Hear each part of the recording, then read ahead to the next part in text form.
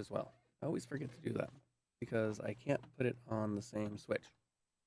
I wish I could, but there's not a way. It makes me sad.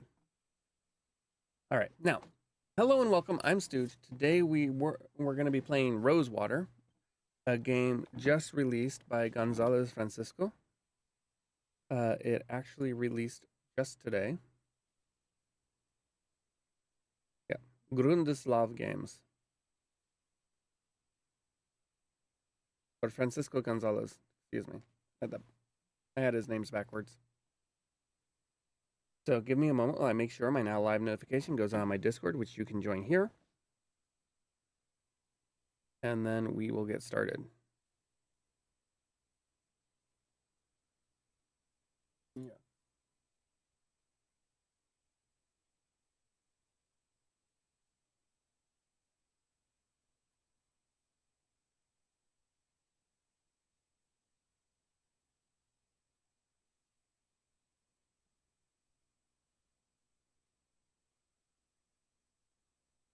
Give me a moment.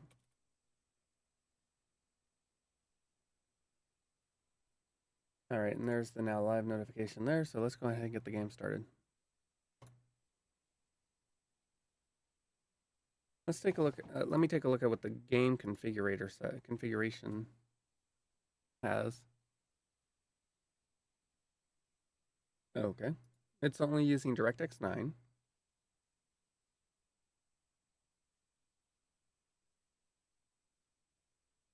Rosewater, not to be confused with Rosebud, something completely different.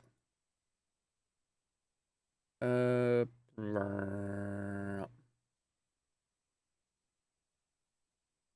know what? We're gonna leave it the way it is. How are you doing today, Kestrel?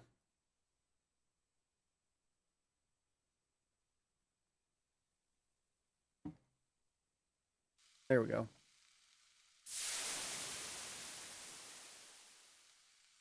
Application Systems Heidelberg. Where's the game? Game is here. What do you mean, where's the game? I had the settings up for a little bit. But I do need to click off of it. I'm feeling super fuzzy. I know that feel all too well. I need to click off of it for a moment so that I can bring back my YouTube stuff.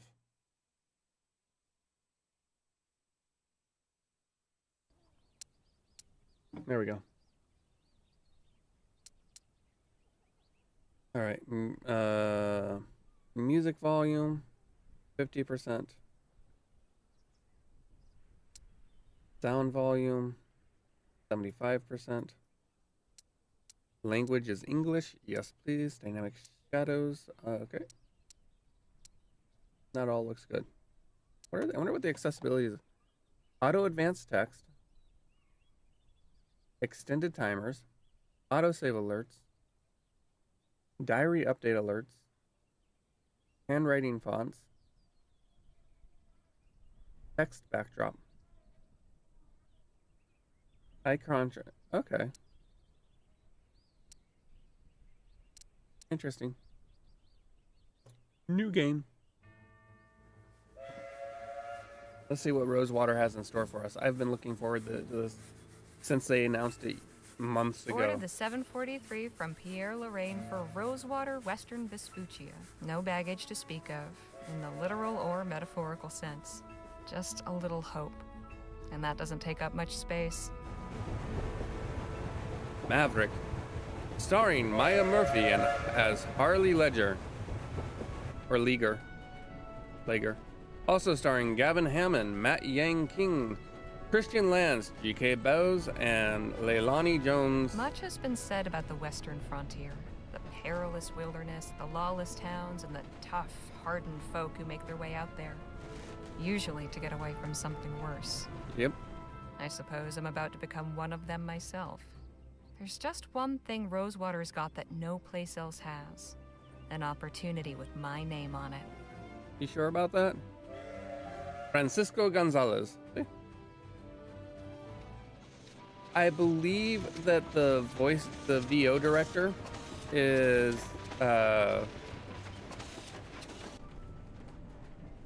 Wait, where's Matt Mercer? I thought all games had to have him by law. The thoughts in my head are running together like the landscape outside the window. Excitement and trepidation and boredom mixing like the scrub and rocks and soil into one long blur. I believe that the voice direction was done by Dave Gilbert of Wajidai. I could be wrong. One thing I know, I am ready for a change of scene. I may have missed that while I was thinking.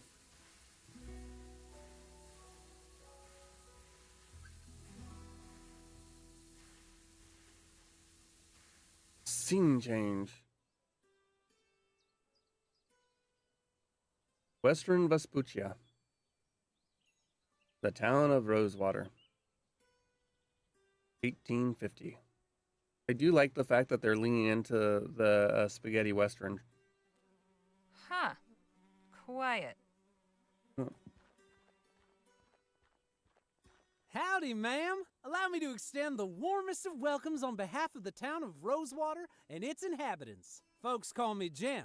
And who do I have the honor of greeting? Harley Leger. Leger. Delighted to make your acquaintance. Might I assist you with your luggage? That is, if you've got any. I don't. Ah, right.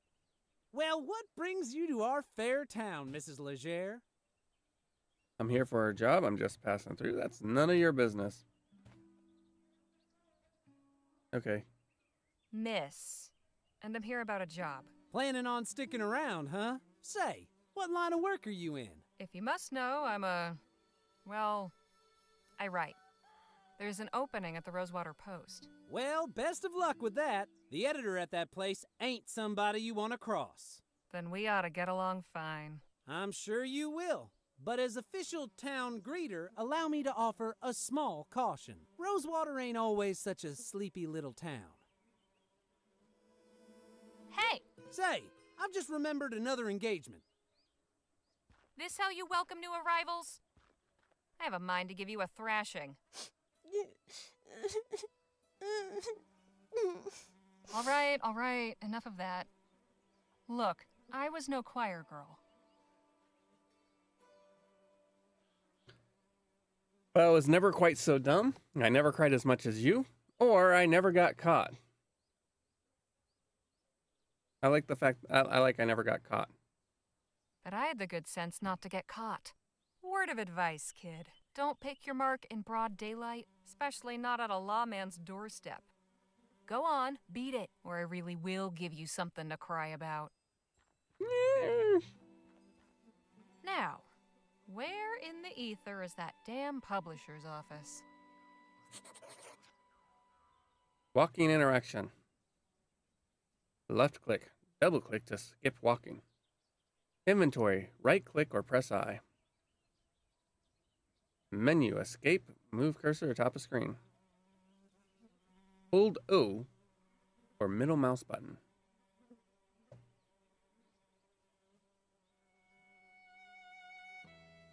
End of the line. Until they connect it up from the coast, anyway. So they do have the law here, in theory at least. Shall we go check? Now let's go this way.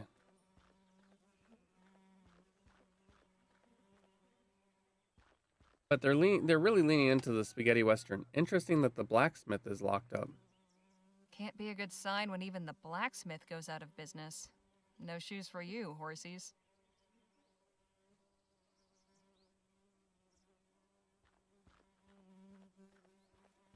Soft drink crates. A sugary, fizzy way to beat the heat. That must be the bank.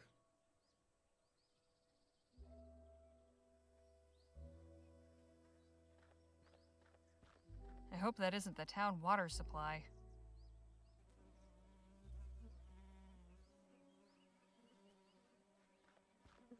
Looks sturdy, but there's some rot creeping around the handles. Oh, wait. I can't stop the... You can't stop the walk once it started. The local sawbones. This is where all the sharp knives and strong drugs will be kept. You know, the fact that that's how you refer to it is disconcerting. Wouldn't you agree? This is the place.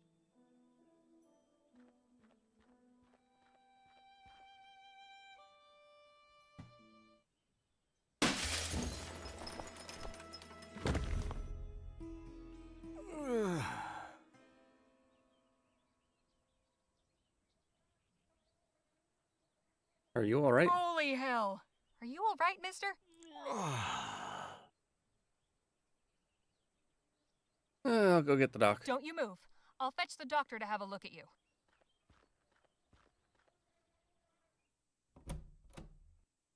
Oh, hello there. Don't think I've seen you around before. I've just arrived today, but this isn't the time for formalities. There's an emergency. How can I be of service? Some poor fool's just fallen out a window. At the Rosewater Post? Yes. How did you... Sounds like Joni's in a mood again. Let's go. I love it. Here he is, poor bastard. Oh, dear. Hello? Can you hear me? I'm Dr. Sedgwick. I'm here to help you. Can you move your legs? Spine seems intact. No obvious fractures of the arms or legs. That, I would say, is nothing short of a miracle. Right. He's in a bad way, but he'll live. I'll get him back to my clinic and patch him up. You are truly a good Samaritan, Mrs. Leger. Miss. And it was nothing. If you'll excuse me, I have an appointment to keep. Of course. God bless.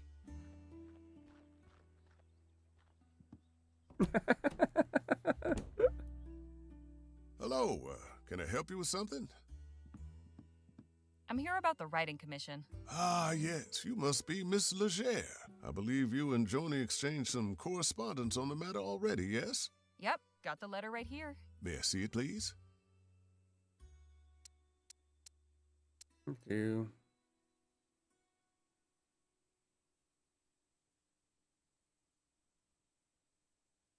Very good. Oh, one more thing. Joni's not one for formalities. First names will do. Noted. Go up those stairs and knock. Thanks. What's your name? Henry Dixon, ma'am. Pleasure to make your acquaintance. Likewise. Interesting. Oh, thank you for the follow, Sophiana. All right, let's actually read the letter. October 25th, 1850. Dear Miss Leger, thank you for submitting your sample. Your writing shows real potential. I'd like to extend an invitation to meet with me at the offices of the Rosewater Post and discuss the possibility of an extended commission. How soon can you arrive in town? I await your reply and look forward to making your acquaintance. Yours, Joan Gallagher. Alrighty, let's go up.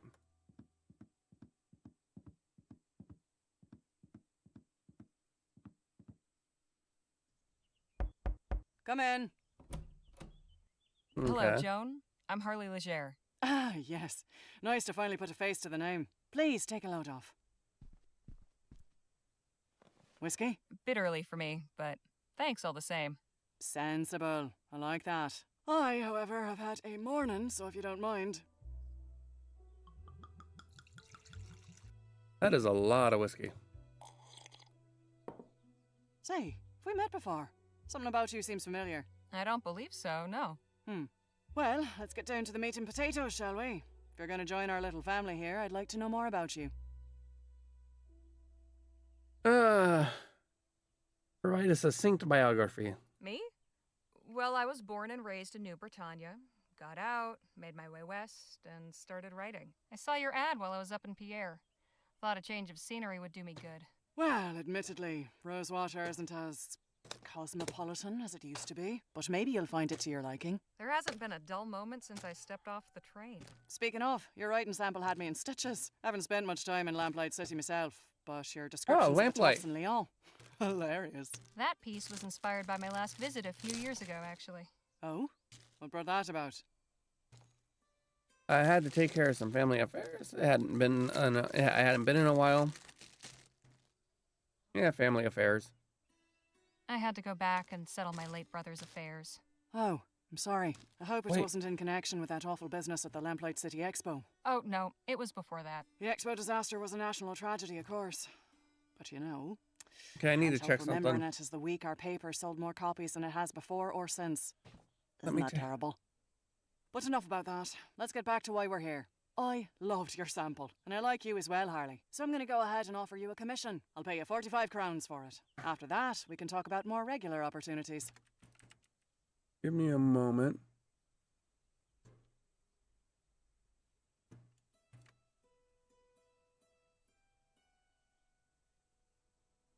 I believe that Miles Fordham and Bill Leisure. Yeah, Leisure. So this is this is in the Lamplight universe. And Bill, who died in Lamplight City, he was the ghost. Was her brother. Fantastic. Fantastic. So, what's my assignment? A scathing commentary on Rosewater's decline? Or maybe a hard-hitting expose on the plight of the marginalized criminal youth? Oh, no. Nothing like that. I want you to interview Gentleman Jake Ackerman. Who? Pull the other one. You've been living under a rock. He's a true Western legend. The Achilles of our times. We've got a real opportunity here. Star like that landing in our little town. I'd like something in the vein of your sample. Acerbic and mordant. But maybe not quite so acerbic. So, a puff piece. Good, you're paying attention. I want you to make Rosewater look good No. too. Show me a real frontier hero in a real frontier town. Where can I find this Jake fellow? He's taking rooms at the Jack of Diamonds just down the road. And his show is opening today at the Opera House. So he should be around for an interview. I don't know how you're situated here, but you're welcome to use the typewriter in the office. I only write longhand, but I'd certainly be grateful for a quiet place to work. Longhand. How charming. Now, if you have any questions before you go, by all means, ask. All right. So, no, her brother was a ghost. Kestrel. Come on. Who's the man that went out your window? So, who is the man that went out your window? Not another writer, I hope. Oh, God, no. You're the only applicant we've had. Don't worry about him. Just a rabble-rouser with an axe to grind. Thought he could burst in here railing about my journalistic integrity. Most folks stick to writing letters to the editor. I tried to calm him down, but... well, it didn't go that way. I see. Hmm. The Rosewater Post reported on the Lamplight City Expo? It was only the biggest story that year. I've still got copies of the article saved. Here, read it for yourself. Disaster at Lamplight City Expo.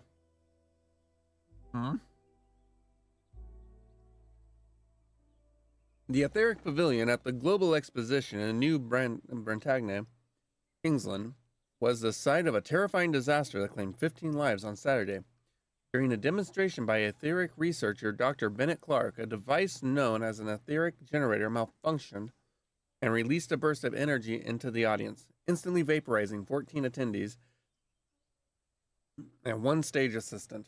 An eyewitness described the scene for the New Bretagne Gazette.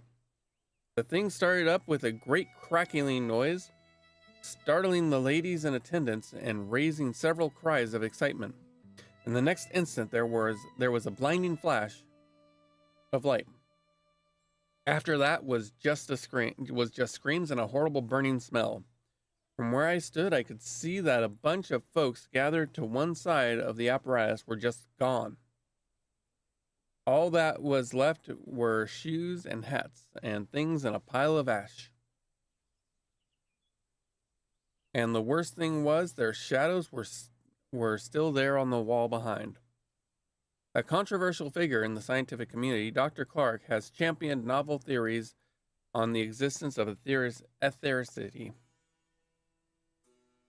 a supposedly inexhaustible source of energy located in the upper atmosphere.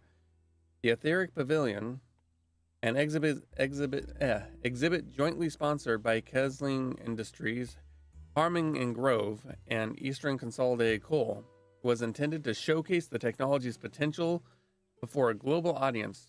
Although public enthusiasm may be somewhat dampened following the events of last week, Dr. Clark has was taken in for questioning by authorities, but it remains to be seen whether he or any of his sponsors will be held legally responsible for the lives lost in the accident. Prime Minister calls for etheric ban.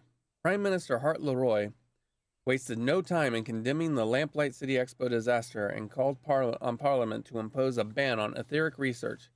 Despite predictable opposition from the Atwood wing, MPs may be more receptive to Leroy's proposal in the wake of the disaster. A vote is expected to be called in the coming weeks. Supporters of Clark's research insist that an isolated incident does not invalidate the potential benefits of etheric technology. But public opinion may be tipping in favor of the ban.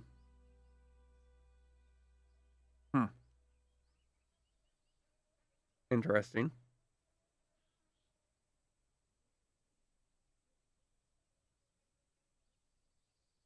Silas Gilroy announced on Friday that his Arum mine would cease operations at the end of the month.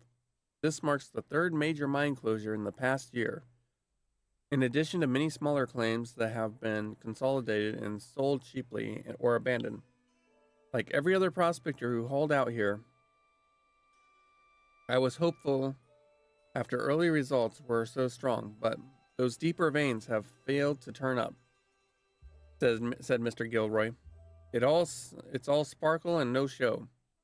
The mine's closure will deal yet another blow to Rosewater's fortunes, leaving over 40 men out of work. Can I keep this? Frame it if you like. Any insight you can give me about the town? It's a far cry from what it used to be. In a way, it's nice not having to hear the noise from the saloon at all hours, but, oh, I don't know. Folk who moved on took some of the charm with them. What about the folks who stayed behind? What about him? Could you tell me more about him?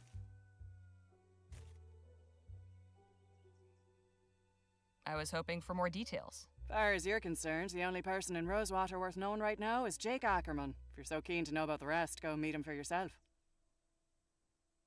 I'm curious, how did the Rosewater Post get its start? Well, my dad was a union man. He worked the printing press for the Allied Fall Creek Miners Cooperative. Pamphlets, labour news, that sort of thing. Then the mine owners brought the Blackburns in to bust the whole operation up. My dad was laid up for months and could never work again after. But we still had to eat, didn't we? I took all the equipment from the old shop and started printing up an early version of the Post just to bring a little money in. At first, it was all just community notices and advertisements from local stores. Over time, I got the hang of the whole journalism thing and turned it into a real newspaper. Questionable. I'd best be on my way. Right you are. Wait a minute. What? It's just come to me. I know why you look familiar. You're Spitfire Harley. Goodness. It's been a long time since anyone called me that. I saw you fighting back in 26 at Wellesley Hall in the Chum. You took out a brute twice your size with a right hook. Pow! It was like watching David bring down Goliath. I appreciate the kind words, but that was another life. Maybe so, but for a 14-year-old kid fresh off the boat, it was pretty damn inspirational. Thanks, Joan. Appreciate it. Of course. And please call me Joni. Okay. See you later, Joni. Take care of yourself out there. Spitfire Harley, writing for my paper. Yeah. Now don't that just beat all?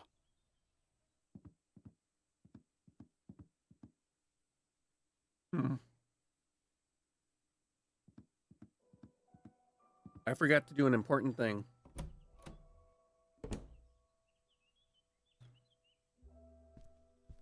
That's quite a stick. A memento from my grandfather, back in County Donegal. Comes in handy now and again. Is this the first edition of the Rosewater Post? Yep, March 30th, 1845. One of the best days of my life.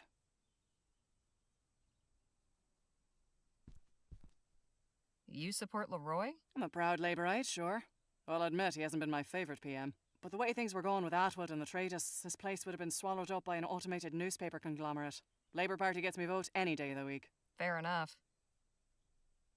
The New Britannia Gazette. Keeping tabs on the competition? Hardly. I kept that issue because they mentioned my paper. Hey, that's Devil's Tooth. I passed it on the train right here. Quite a sight, isn't it? Nice typewriter. A first. Good old Sheldon Model 4. Fascinating device. Isn't it just? To think, I can send messages from here to Bright Bay with the press of a lever. What will they think of next? I mean, my question is, what about the Pony Express? You're a laborist, right? I See learned you how to later, type. Joni. Take care of yourself out there. I too learned how to type on a typewriter. I also learned how to mash all the keys.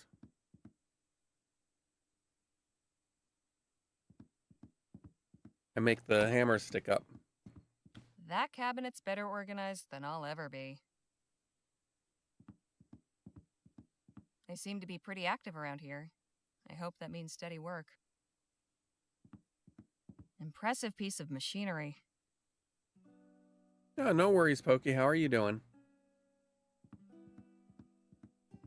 Excuse me? How can I be of assistance? What can you tell me about Rosewater? What's to know about this town? You picked a fine time to arrive, Miss Legere. Why's that? A few years back, you could hardly drive a wagon through the street. It was so full of folk coming and going. I'm sure you've noticed that's no longer the case.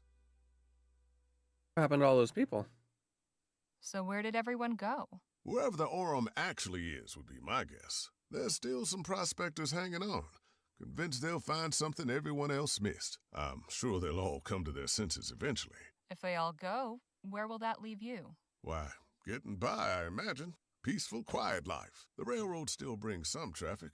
Folks on their way further west or shipping goods back east. Although not as many as before the transcontinental airship line opened up. Easier to sail clear over the country than ride the rails halfway. Suits me fine, though. How long have you been working here? Been working here long, Mr. Dixon? Oh, about 5 years. I was the first one Joni hired on shortly after launching the paper. Was a farmhand before that. Keeping books is much nicer than tending cow pens, let me tell you.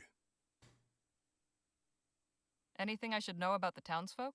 Can't really help you there. I'm just a simple family man, and we keep to ourselves. Exactly who was that gentleman just took a tumble out your second-story window? I haven't a clue. Devil of a fella. Just busted in here and went straight for Joni's office. He wouldn't be put off, but insisted on speaking with the editor immediately. Said he intended to lodge a complaint. Suppose Joni didn't take too kindly to his manner of lodging. That's some impressive facial hair. Those are some mighty fine whiskers you've got. Oh, why, thank you, Miss Legere. The missus tells me I ought to shave, but I'm fond of the look. As you should be. I'll leave you to your work. Appreciate it, ma'am. Okay, I believe that's everything.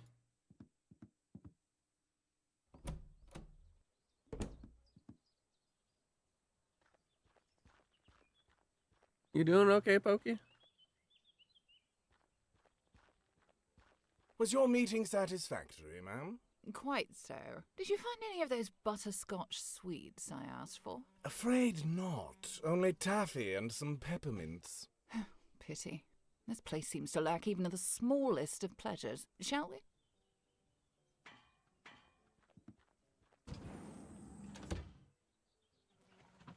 So, Pokey, do you remember Lamplight City?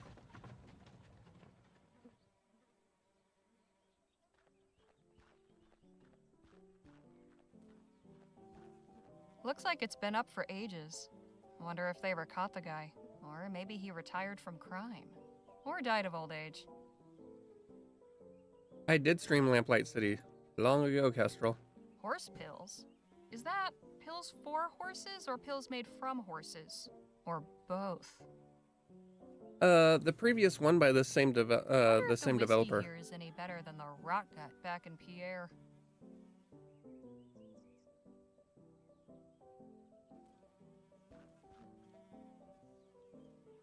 Okay, well, may as well look at the Undertaker. Business seems slow today. Probably a good thing. Generally. Shabby, but I've been to worse. How can you tell? You're not even looking. It was the two detectives where the partner got killed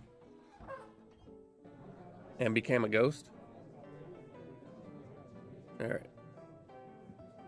These seem to be for decoration more than anything else. Yeah, no worries. Food delivery for the lazy. Now that is mighty tempting. Warning, watch the dang door. Signed, management.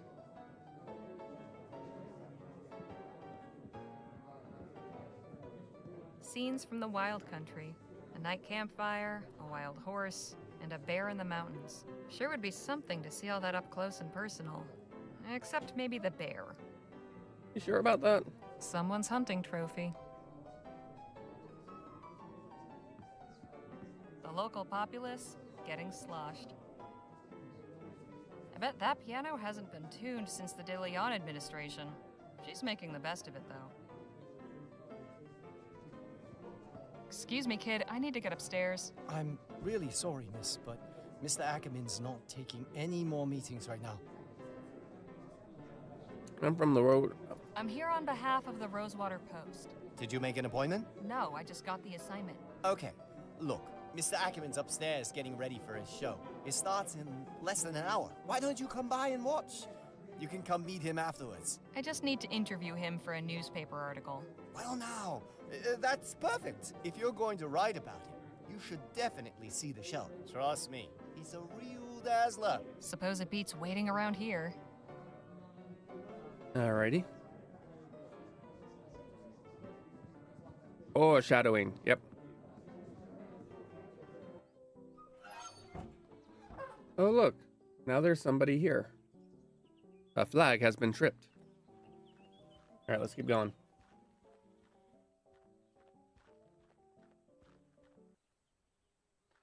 Oh, it's you.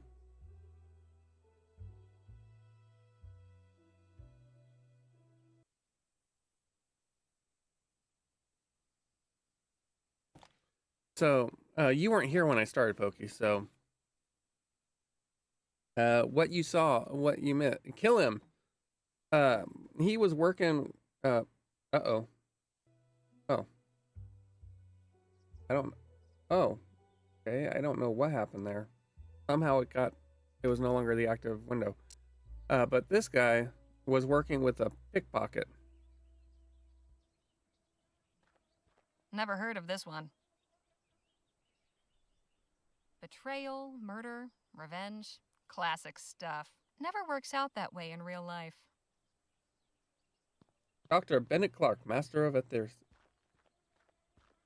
Dr. Bennett Clark, Master of Ethericity. All right, the Ethericity fellow. I didn't know he was working out here. Yeah. I dare say this place has probably seen better days. You again? Oh, hey, Harmony, was it? Harley. What in the ether are you doing here? Oh, you're not still sore about earlier. Yes, I am. Or no, I think I taught your friend a lesson. What do you think? Which one?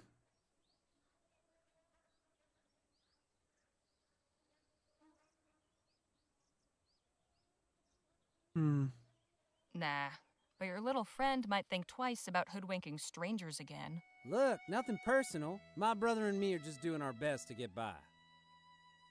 He's your brother? Hang on. Your brother? I ought to knock you into a cocked hat. Hey, you gotta look out for number one. You picked the wrong mark, but I can let that go. Hell, with a little effort, you two could be halfway decent grifters. But if there's one thing turns my stomach, it's disloyalty. That's your flesh and blood. If you don't have your own brothers back, who else on this wretched earth is going to give a flip if you're alive or dead? You made your point. Now can we drop it already? I'm trying to do an actual legitimate job here. And what job is that? Legitimate job? So you're not selling snake oil or stock tips or fire insurance? Nah, nothing like that. I'm selling tickets to Gentleman Jake's legendary Wild West show. Only 20 coppers.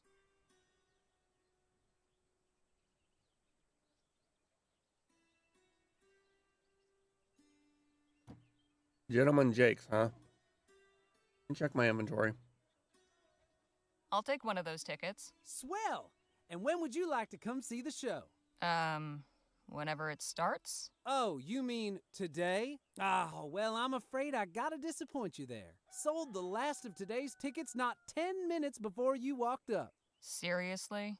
Seriously, this ain't exactly the Coliseum. It only fits so many, and folks around here are real excited to see Gentleman Jake in person.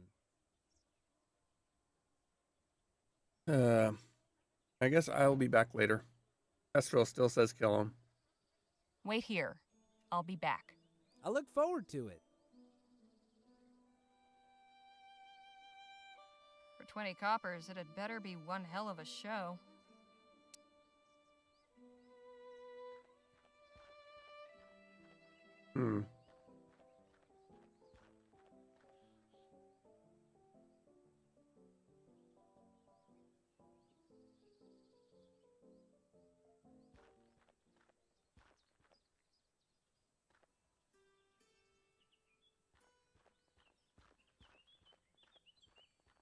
See how this goes.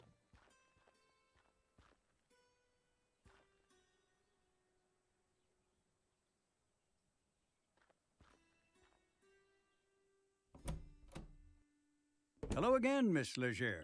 I'm pleased to say your friend should make a full recovery. He's not my friend. He just fell out the window and almost crushed me. I see. Well, it was good of you to come get me. Plenty of folks around here would have turned a blind eye. I realize in all the commotion we weren't properly introduced. I'm Dr. Sedgwick. Guess the sign wasn't lying then. I'm Harley. Pleased to make your acquaintance. Likewise. Mind if I have a look around? Not at all.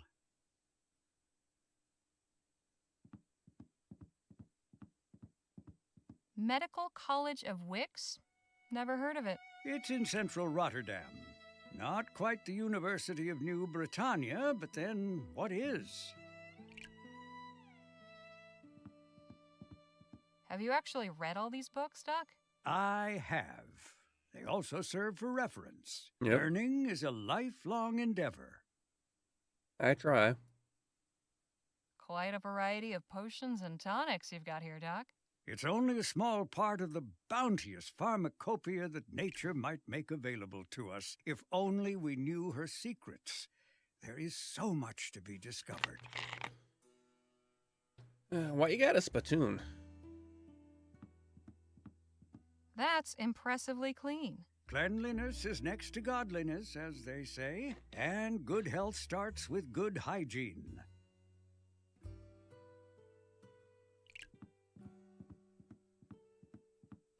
I imagine you get your hands pretty dirty in this line of work? It's for cleansing before, not after.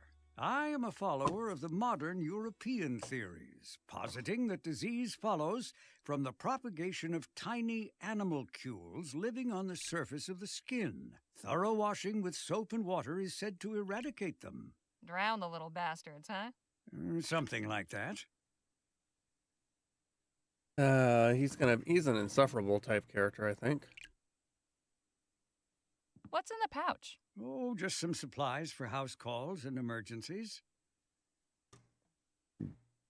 Well, that's just disgusting. Not disgusting, it's fascinating, awe-inspiring. To each his own. All right, anything else? Oh, here. Hey, Doc, is that mess of noodles really what our insides look like? Indeed, Miss Leger. The human body truly is a marvel. I suppose that's one word for it. I like the description of mess of noodles for the nervous system. He doesn't look half bad, all things considered. No, he was lucky. Once I'm done here and the laudanum wears off, he should be right as rain. Laudanum. Hey, can you hear me? Oh, I wouldn't try talking to him just now, Miss Leger. I gave him a mild narcotic to numb the pain. He'll be out of sorts for a while. Which means he'll be important. Hey, Doc. Miss Leger. What can you tell me about? How's business? So, how's the medicine business? What a question. I'm a physician, Miss Legere, not some two-bit snake oil salesman. Didn't mean to imply you were. I'm sure. At any rate, I've not had many patients of late. This poor soul is the only one this week. But that is the physician's dilemma, is it not? We are taught that idleness is a sin.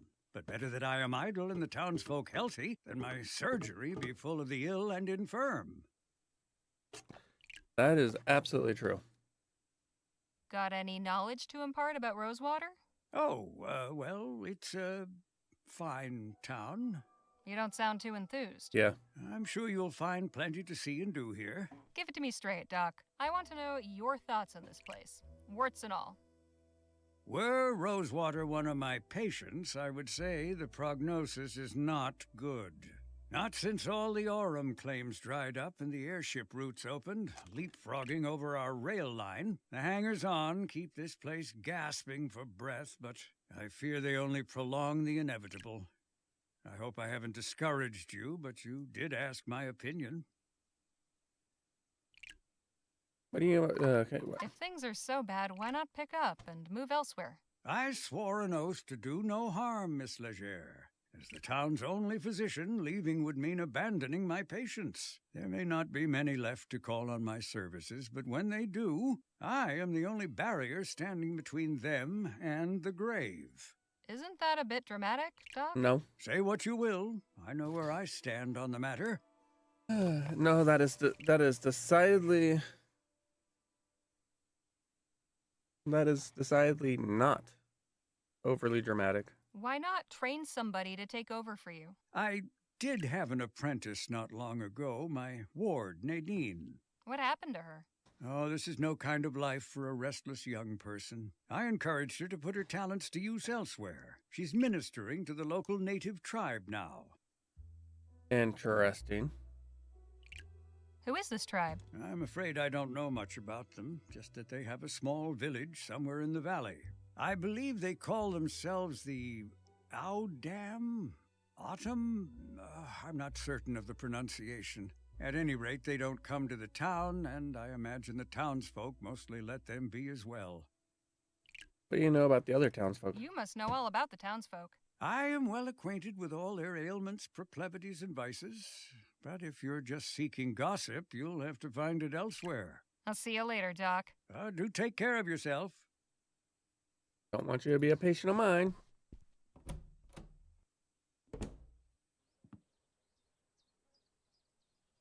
All right, let's pull on this.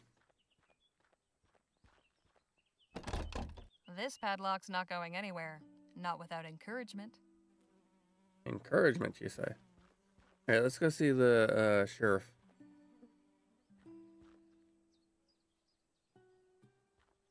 Well, let's see what happens if we try to do this first.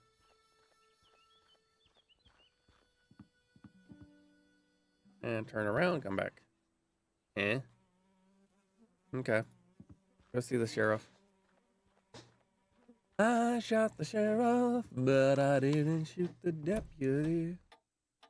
Howdy, stranger. Fresh off the train? Yes, sir. More or less. Come on in then. Let's have a chat. I don't like this I'm sheriff. Sheriff Gamble. Harley Legere. Pleasure. Just passing through, or... I'm here about a job. Well now, that's refreshing. Few come to Rosewater these days with the intent of staying long. How are you finding our town? Your welcoming committee leaves a lot to be desired. I almost got crushed by a falling man. Honestly, the welcoming committee leaves a lot to be desired. I can't say much for the welcoming committee. Beg pardon? I wasn't in your town but 2 minutes when I was accosted by a pair of gutter snipes. They should thank their lucky stars I was in a good mood. I keep telling Jim to stop with that town greeter malarkey, but that boy's got a head harder than granite. I've been too soft. I ought to throw him in lockup until he gets his head on straight. Trust me, that'll only make things worse. Besides, I don't think they've yet written a statute outlawing vexatiousness. You've a forgiving nature, Miss Legere. Anyhow, welcome to Rosewater. If you run into any more trouble, come and see me. All right. Let's take a look at stuff. Impressive collection. What a peculiar decoration. It's so the luck doesn't run out. I wouldn't have figured the sheriff for a naturalist. You don't know him. A lawman with a license? Guess Rosewater isn't so uncivilized after all. Reminder, confiscated items to be placed in the box below. Interesting. Looks like a pretty rough sort. This looks like an actual photo. Those are some stern-looking ladies. I bet you if you looked, you could actually find the photo. Not a bad view.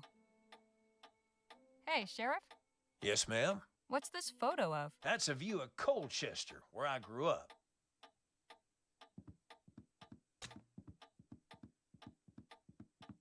It ain't exactly a metropolis, but it's got character. All things considered, I still do miss the place. The winters were so cold, people's sentences would hang in the air for days. That's a descriptor. Wow. Hey, Sheriff? Yes, ma'am?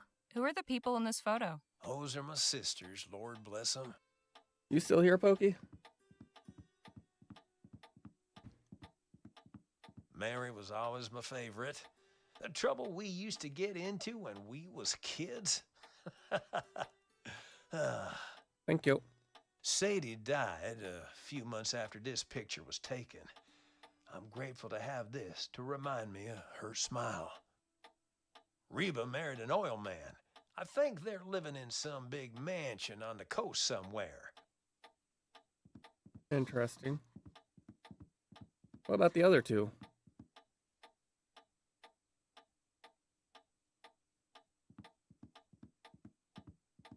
This fellow still at large? Yep, but I reckon he's left the province.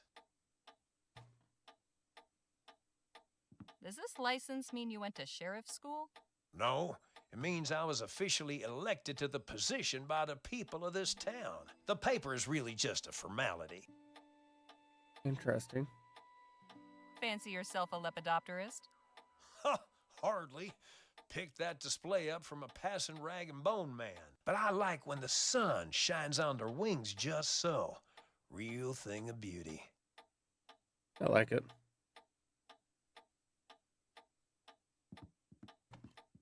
Hey, Sheriff?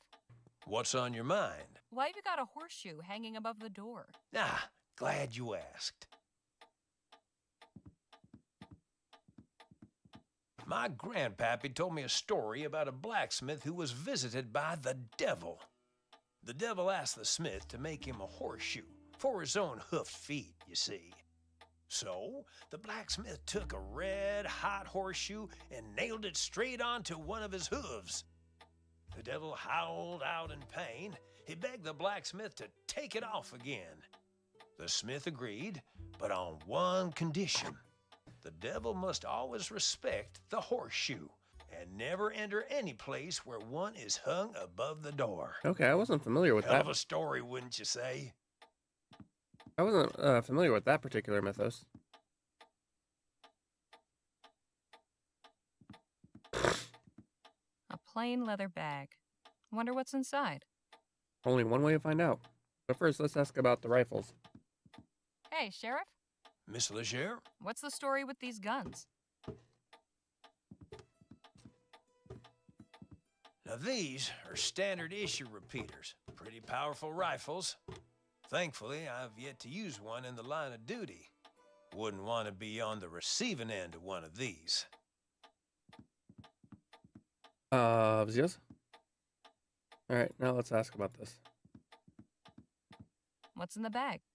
Oh, that's a set of lockpicks I confiscated from a would-be burglar. Oh, sorry.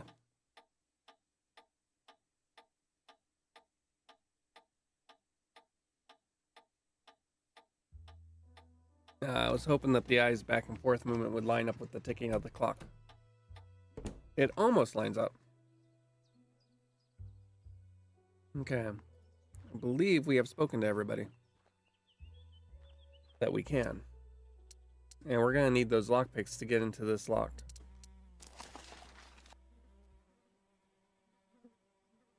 Okay. Warded lock. No key for me. Turn the hook freely. Okay. Padlocks. Wiggle the key to start the fun, then take the snake for a long, long run.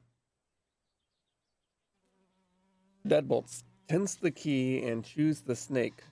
Look around as you give it a shake. Chekhov's repeater. Oh, we have 20 $20 or 20 coins. Okay. Tumbler locks. The key stays still, the diamond shines, turns up just once, then down 3 times.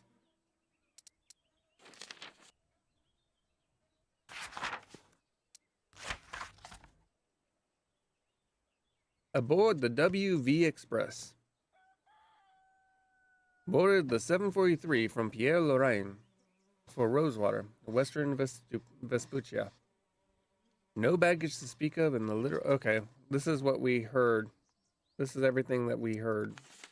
Okay, the dusty people are the same everywhere, grasping and two-faced. I've passed not 10 minutes in this town, and already it feels like home. A couple of street kids take advantage of the deserted thoroughfare to waylay and fleece new arrivals, full in front of the sheriff's office, no less. A rascal by the name of Jim, self-styled town greeter, carries off a whole routine while his young confederate, none too skilled in technique, nor yet hardened to this way of life, clumsily attempts to relieve the mark of valuables. The mark on this regrettable occasion being me. The distractor made himself scarce, and I eventually shooed the pickpocket away with the stern warning. I wonder if I'm too lenient. Perhaps it would have been a kindness to show the bumbling innocent just how wretched this path can be before he has traveled too far along it. I can't say a part of me didn't itch to. The old impulses are hard to resist. If some charitable soul had the decency and consideration to black my eyes and break my bones at that tender age once and for all, frightening me back into the arms of virtue, what saner course might my life have followed? Okay. Sorry, I'm just...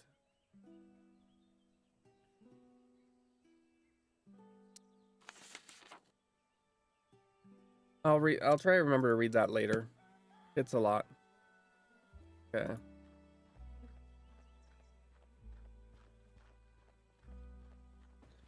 So now I have to figure out what to do.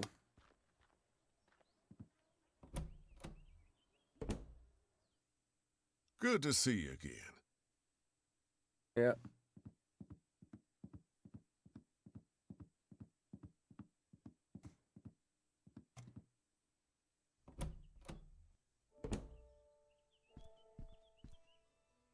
What do you need? All right. I'd Everyone. best be. Right, yeah. I hope fixing that window won't be too expensive. I may just leave it for a while. I'm enjoying the breeze. Okay. See you later.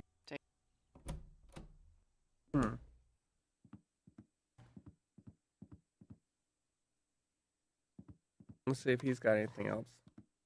Excuse me? I'd love to chat, Miss Legere. Don't let me distract. All right.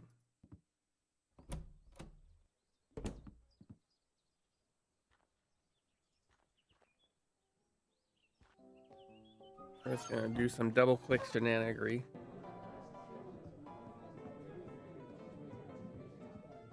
Gentleman Jake's show will be starting at the theater soon. You won't want to miss a second of it. Yeah.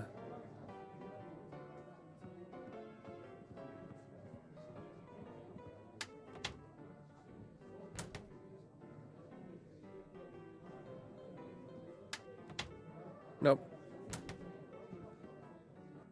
Okay.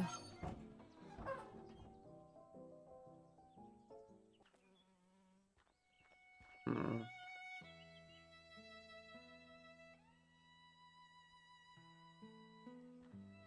This place is falling apart, but these stone tiles were nice once.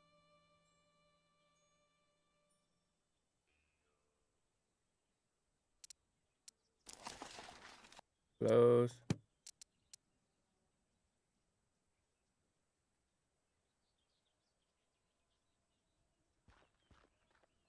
Are you trying to take a piece of the theater home with you? That's kind of weird. Okay. That didn't do any good.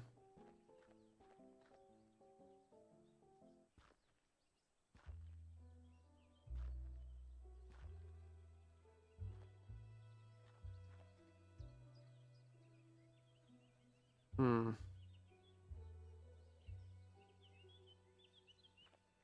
What to do, what to do, I don't know, and I'm a fool, what to do.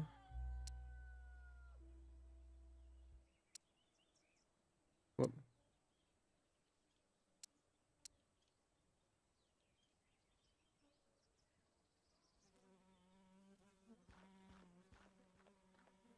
I could easily smash this rotten bit of wood and get the lock off, but why would I want to snoop around an abandoned blacksmith shop?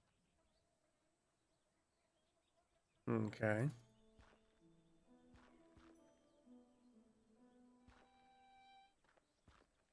Hmm. I can't go any further that way.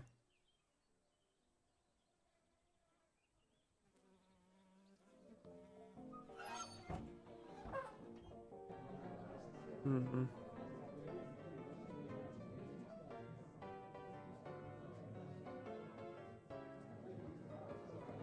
Food delivery. Food delivery for the Local late. populace. Getting sloshed. Bet that piano. Okay. Gentleman Jake's show will be...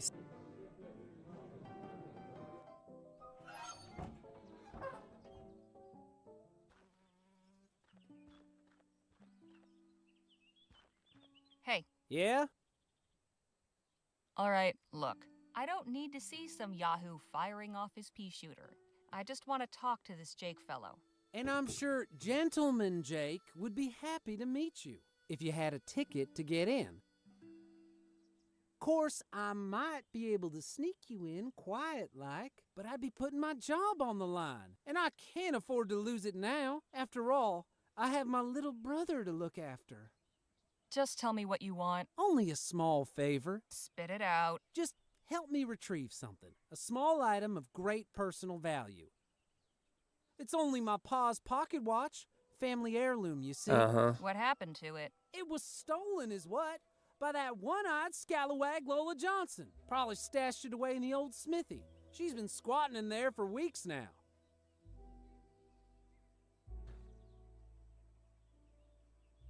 Where's your brother now? Where'd your brother get to?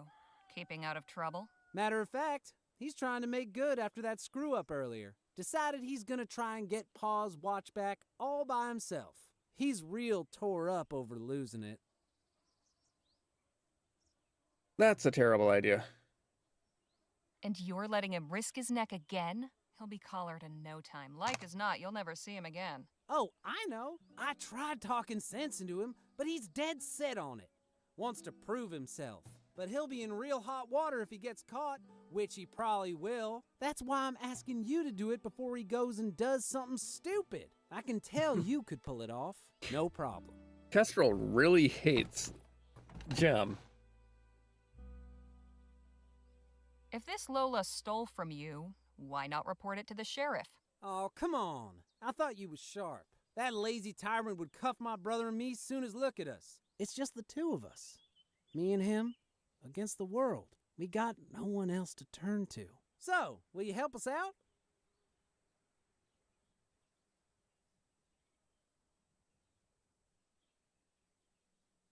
The blacksmith's got a giant padlock on the door. So? So I'm not breaking into private property? I told you the place is abandoned. Lola's squatting in there. Besides, it's not really breaking in if you're retrieving something stolen. Sheriff Yes, Gamble it won't is. trouble himself over it, trust me. And if you run into Lola, I'm sure someone like you can handle her.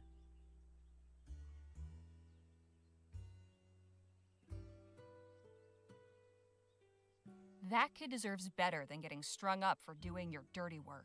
Call him off. I'll handle it. Swell. You know where to find me.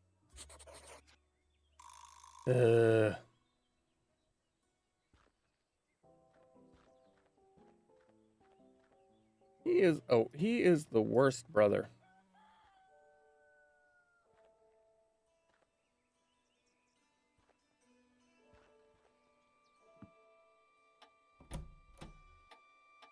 Welcome back, Miss Legere. So we can talk to. Hey, Sheriff? What can I do you for? Let me see. Just how long have you been the sheriff here anyway? Oh, a couple years now.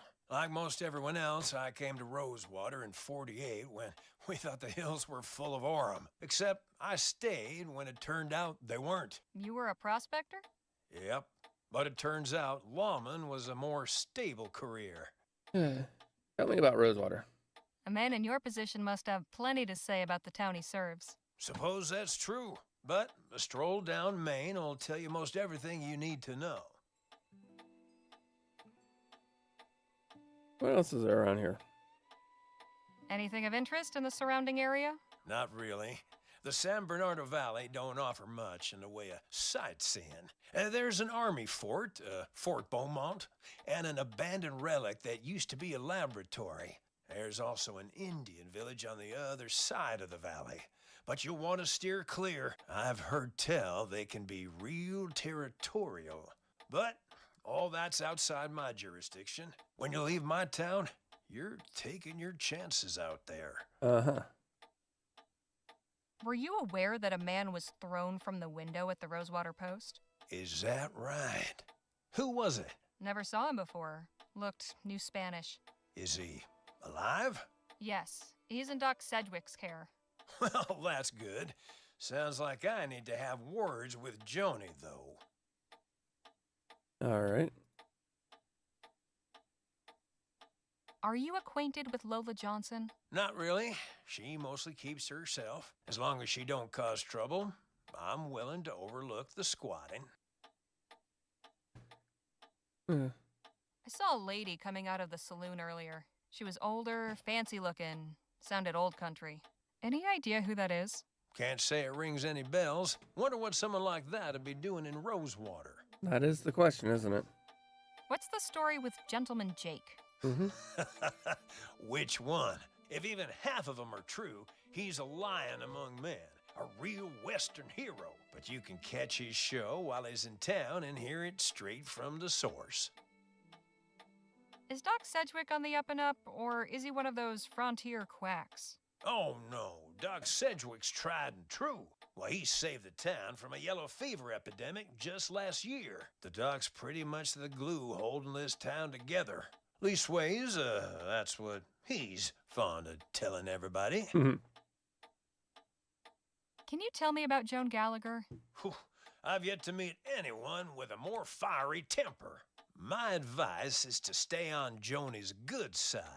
You don't want to end up going out the window like that poor bastard. Thanks for the chat, Sheriff. Come back anytime.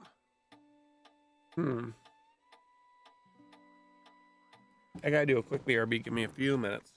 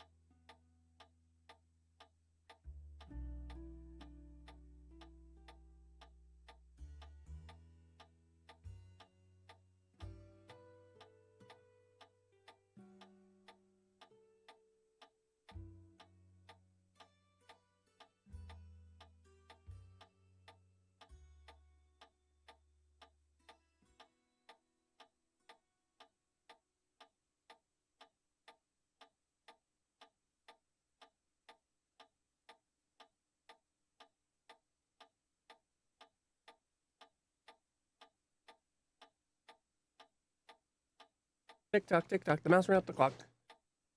And the time swallowed it whole. Ill and all. That I've never heard before, Pokey. Alright.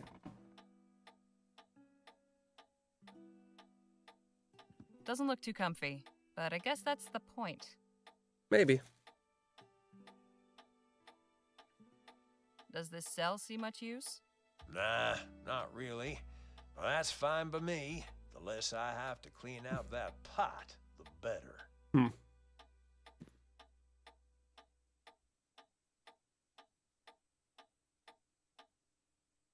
Okay, let's do a save.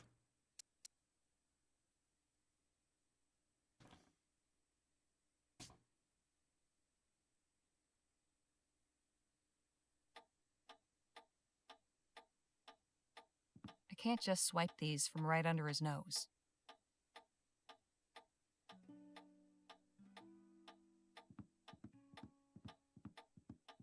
Hey, Sheriff?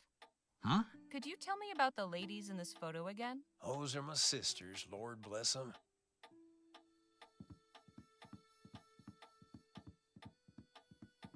Irma's a real sweetheart. Don't think I ever met a kinder soul. I hope He'll notice they're missing. Reba married an oil man. I think they're living in some big mansion on the coast somewhere. Sadie died a few months after this picture was taken. I'm grateful to have this to remind me of her smile. Hmm. Okay.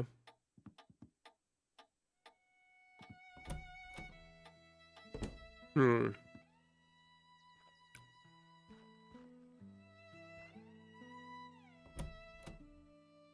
Hello again.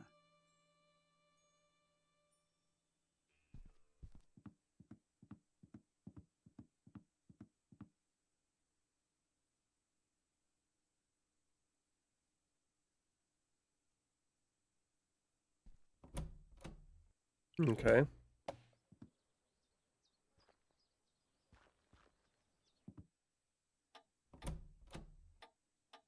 Welcome.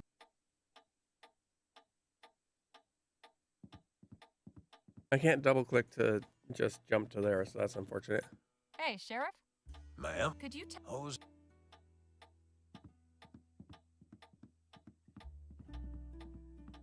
Reba married an oil man. I think they're living in some big mansion on the coast somewhere. Got him. Hmm.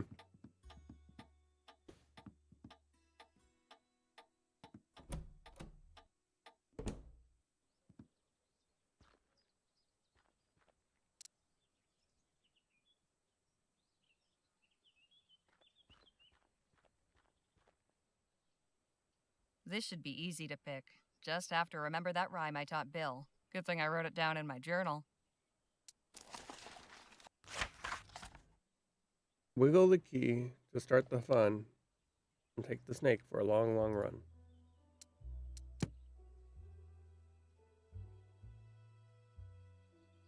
The tension key.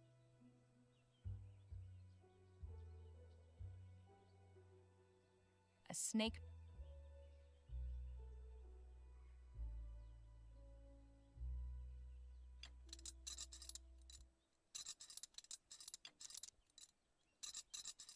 I should have this open in no time. It's just learned it by heart as a tyke and scribbled it down for posterity.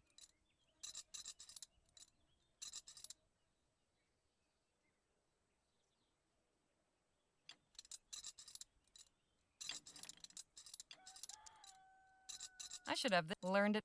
I should have learned.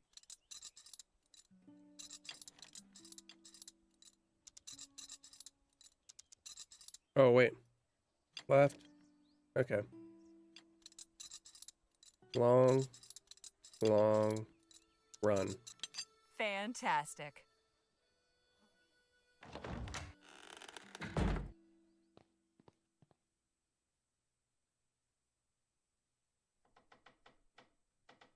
Nice.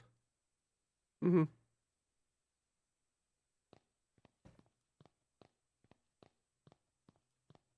Seems the obvious place to keep valuables.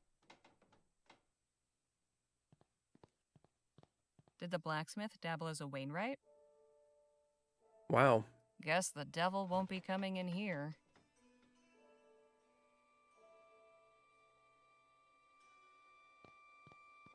That could be a good spot to stash something. Maybe the kid's watch is in there.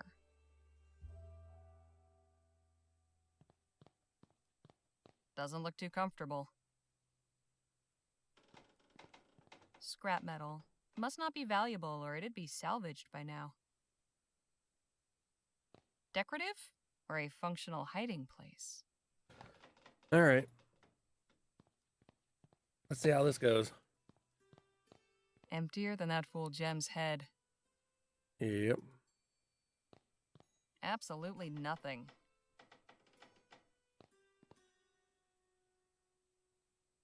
The Smithy's cold furnace. No watch, just old ash.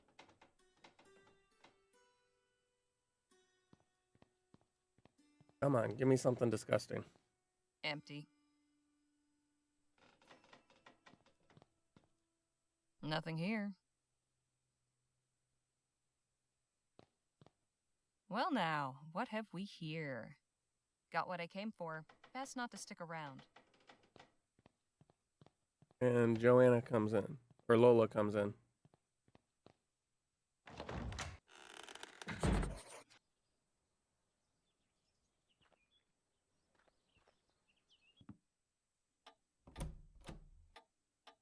Welcome back, Miss Legere. Now, care to tell me about those lockpicks you took? Hey, Sheriff, Yes, ma'am? what was it you said about this photo? That's a view of Colchester, where I grew up.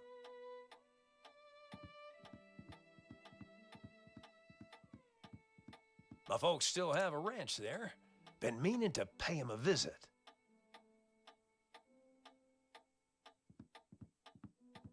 Sometimes I find myself wondering what life would be like if I'd stayed. All things considered, I still do miss the place. So I can't put the lockpicks back. I guess I'm gonna need them a lot. I feel bad for the doc, though.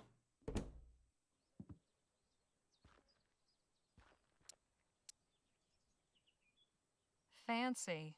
Too bad there doesn't seem to be a pawn shop in town.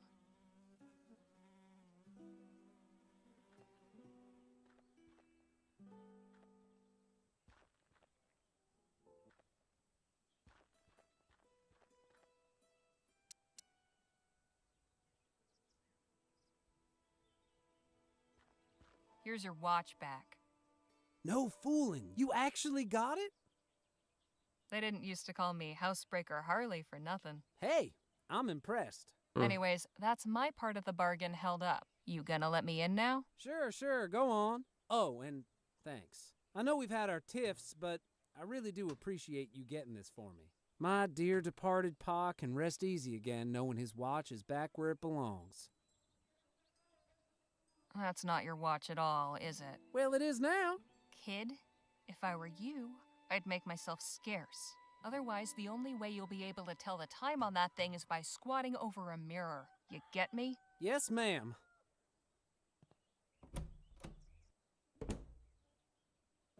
Ladies and Oh, there you go. boys and girls of all ages, are you ready for some thrills? Are you ready for some excitement? Are you ready for some fun?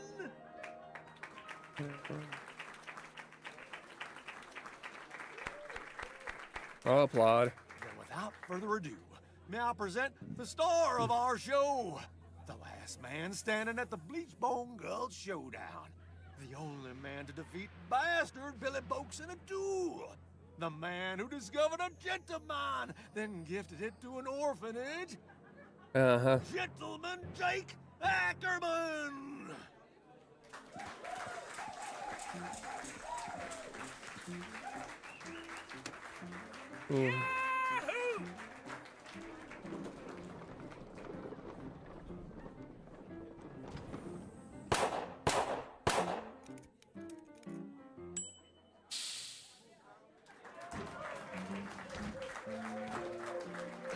Charlie, for that wonderful introduction. Hello, everybody. Welcome to Gentleman Jake's Wild West. We got a heck of a performance for you today, but first, allow me to introduce my brave and loyal assistant, Danny Luo.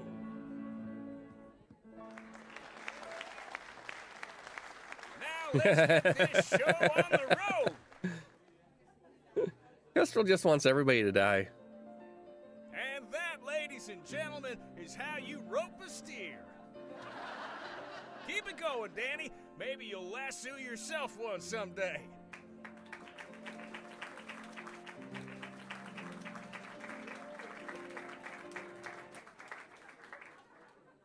The sun beat down upon them as the duelists stood and stared. But Billy Boakes had never fought. Somebody's so prepared. Jake drew his gun. And bang! The bastard crashed down with a thud. The legendary foe lay dead, defeated, in the mud.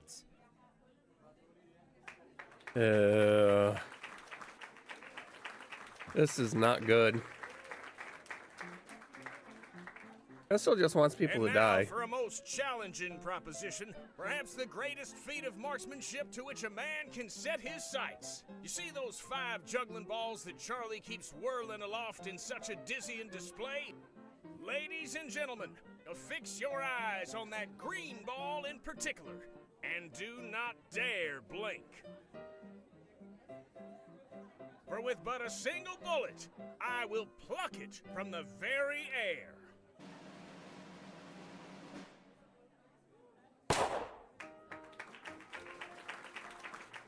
I'm just gonna stay quiet. I don't like this guy.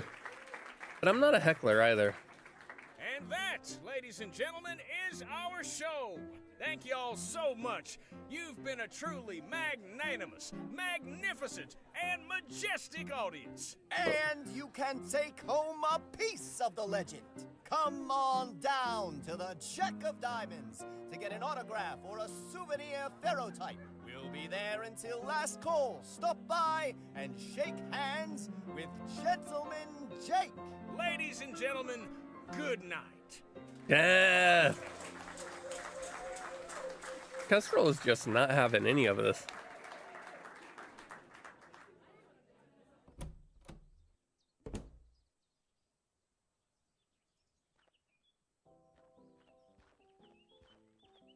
I'm telling you, Jake, I need that money tonight. You knew the deal going in, Charlie. There's nothing I can do about it. We'll see about that. Hope I'm not interrupting, gentlemen. My friend here was just saying his farewells. Weren't you, Charlie?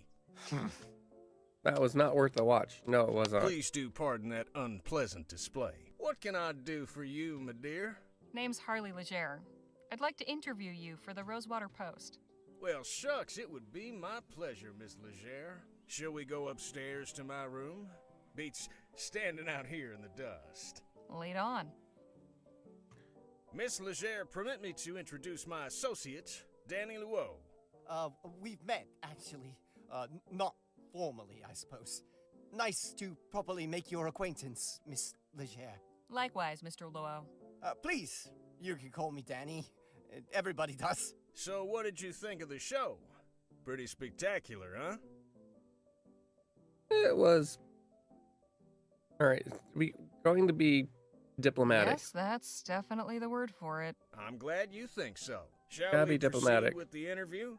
Right. What brings your show to Rosewater?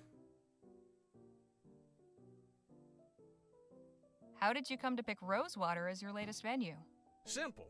Plenty of folk in this town are looking for a good show. I ain't so hoity-toity as to think El Presidio or Los Virgenes are the only places worth visiting. After spending all day bent double over a pan in a creek or working his keister off down in a mine, a man is entitled to some amusement, wouldn't you say? What's your greatest You're accomplishment? clearly a man of great deeds. Which would you say has been your greatest? I value all my accomplishments equally, Miss Leger. To single any one out would diminish the others. I couldn't bring myself to do that.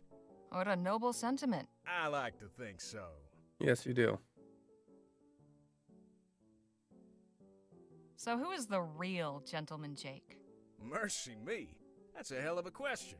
Now, I ain't much for philosophizing, Miss Legere, so I'll just say this. In my case, what you see is what you get. I see. Well, okay then. A swindler. Is there anything that frightens the mighty Gentleman Jake? You know, somebody once told me, fear is only as deep as the mind allows. When you deal with the type of folks out on the frontier that I do, marauders, bandits, desperados, your fears have got to be shallow. Otherwise, you won't last 2 seconds. Hey, Jake, don't you have an appointment with Miss Sally this evening? Damn, you're right. Sorry to cut things short, Miss Legere. I've got another engagement I need to prepare for. I should have plenty for my article. I appreciate your time. Well, I look forward to reading your story in the next edition. Danny, see the lady out, would you? Good meeting you, Danny. Guess I'll see you around. No, you won't. Not to worry, gents. Jake's all yours. Hey, you were in the show. Nice juggling. Thank you, ma'am. Uh-huh. Jake, get your ass out here right now, you four-flusher. Now, what's all the ruckus? Don't play the fool with me, Ackerman. You know damn well why I'm here. You might think you can give me the runaround, but I wonder if my friends here won't convince you to pay up. Charlie. Didn't anybody ever tell you only cowards get others to solve their problems for them? You slum-guzzling bastard. I'm gonna fix that wobbling jaw of yours. Come on up here, then. You sure you won't reconsider, Charlie? Shut the hell up and get out of my way. McGuire, take care of the kid.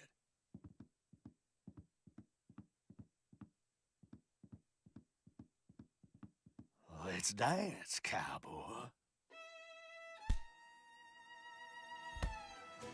I suggest you clear out while you can, little lady. This could get ugly.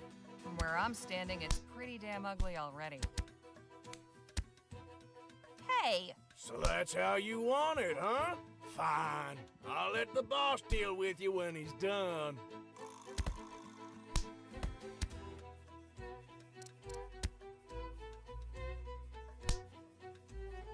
You're in my way, you lummox.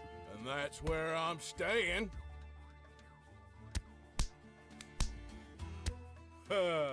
We can do this all day. Hey! Don't start any trouble, lady.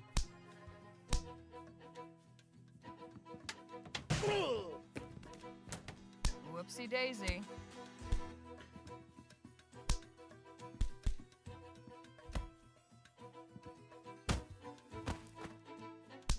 Hey, nice one. Not the most honorable way of winning a fight, but these boys were hardly playing fair.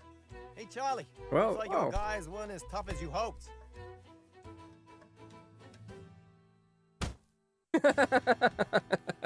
Woo-wee!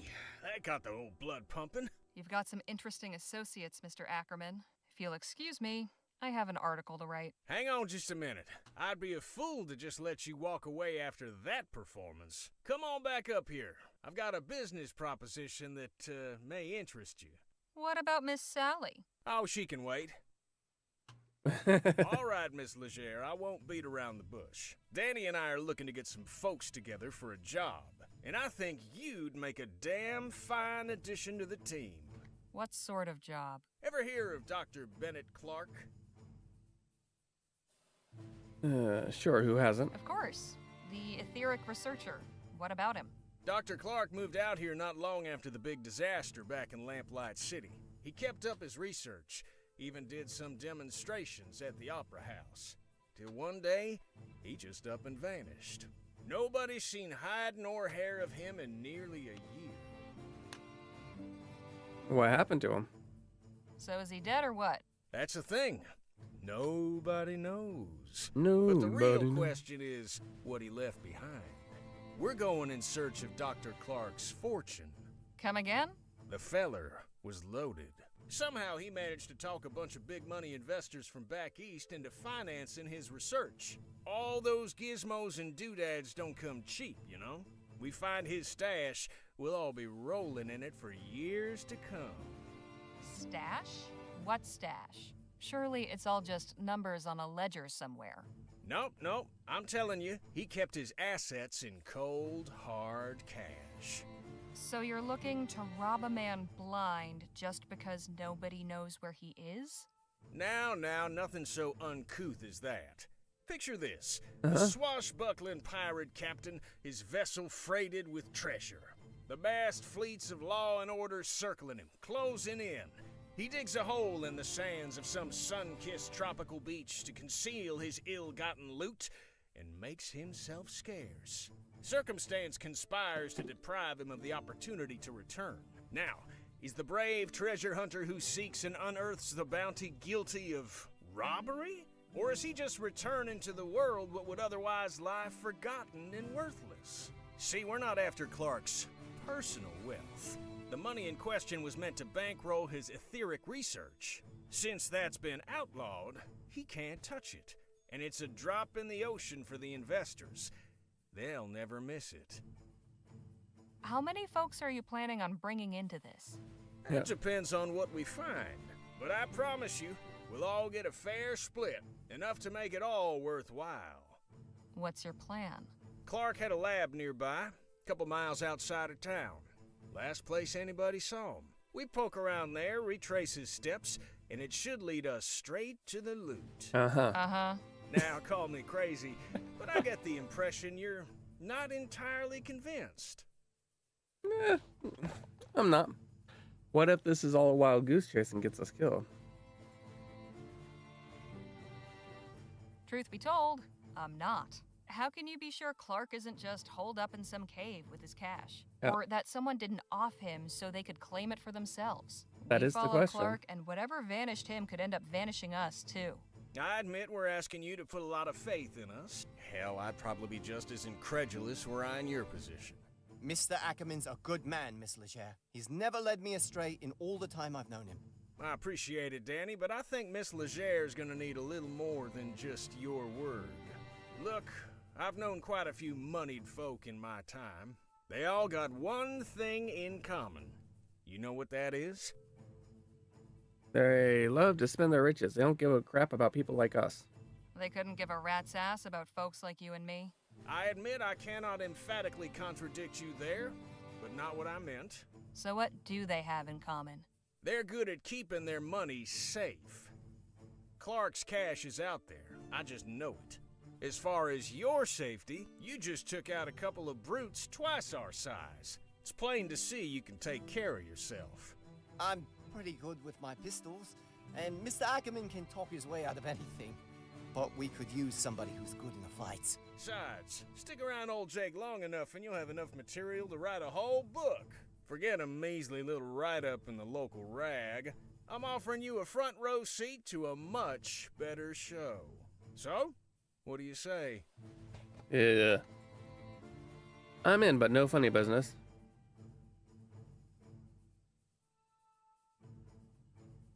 All right, Mr. Ackerman.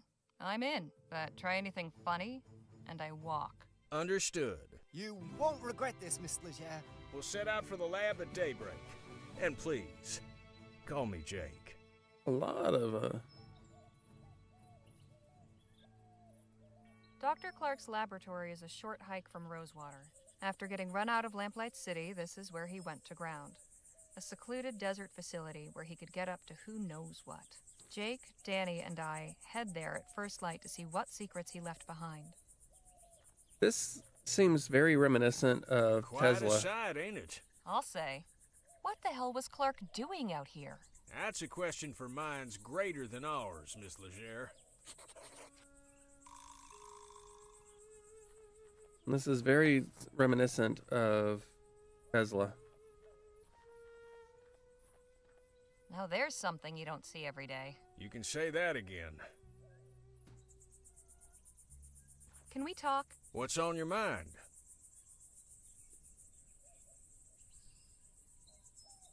I've got some more questions about you. I'm always happy to answer. How'd you and Danny get together? I was packing up after a run of shows in Quick Point, having a hard time of it. You see, my assistant had up and left a few days prior, so I was flying solo. Your assistant left? Yep. Why? The showman's life ain't for everybody. I don't fault him for it. Anyhow, Danny comes up and offers to help with the crates. You should have seen him. Eyes wide, hands shaking, downright charming. So Danny gives me a hand and we get to talking. Turns out he's got experience roping and shooting. Even gave me a demonstration. I offered him the job as my assistant on the spot. The rest, as they say, is history.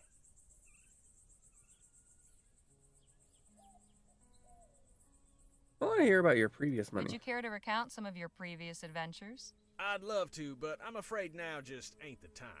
Soon as we have a respite, I'll be glad to regale you. I'm impressed, Miss Leger. Never thought I'd live to see the day Jake refused to tell his story. How'd you learn about Clark's Just money? how did you come to learn about Clark's money? Not long ago, I got to talking with a feller at the saloon. The whiskey had loosened his lips, and he blabbed all about the success of his Orem claim. But then he told me about how he'd invested most of that Orem in Clark's research, and how he wasn't the only one. And you're certain these investors won't be wanting their money back? Can't speak for the rest, but this feller won't. See, his aforementioned loose lips got him into trouble with some other folk. Poor bastard was shot dead in the street. I see. Enough jabber. Let's push on. I'm gonna push. Hey, Danny? Ma'am? Tell me about yourself. I want to know something about you, Danny. Okay. Like what? You and Jake known each other long? Gosh, that's a good question. I guess it's been about 2 years? Sounds about right. Time goes by quick when you travel around as much as we do. What were you What doing? did you do before becoming Jake's assistant? Oh, nothing glamorous. I was a stable hand in Quick Point. Life with Gentleman Jake is certainly more, lively. How old are you? Just how old are you, anyway? I'll be 21 this winter, but I can handle myself just fine if that's what you're worried about. True enough. Danny's more experienced than some folk twice his age. You'd be Interesting. a fool to underestimate him. Have you got any family? Sure, my parents and older brother live on the coast, near El Presidio. I write them every month. I haven't seen them in a dog's age, though. But Jake's been like family to me, really. We should get a move on. All right. Yeah, we've done everything. Ooh, it's a fancy padlock, ain't it? Guess it shouldn't come as a surprise that the front door is not wide open for us. Butterflies, huh? That's a serious-looking lock. Way too complicated for these lockpicks. So, how are we supposed to get in? Maybe we could find something to smash the door in, like a battering ram. That's a possibility. My old pal Captain Stokes is stationed nearby at Fort Beaumont. He owes me a favor, or two. Maybe he could give us some high-powered equipment to get inside. You read my mind, Danny boy. Wouldn't do any harm to take a look around out here first, though. Yeah, thank you.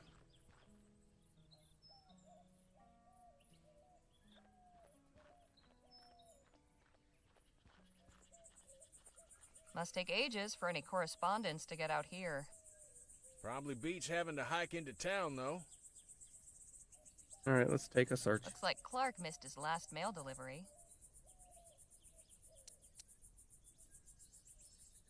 Seems to be from another scientist.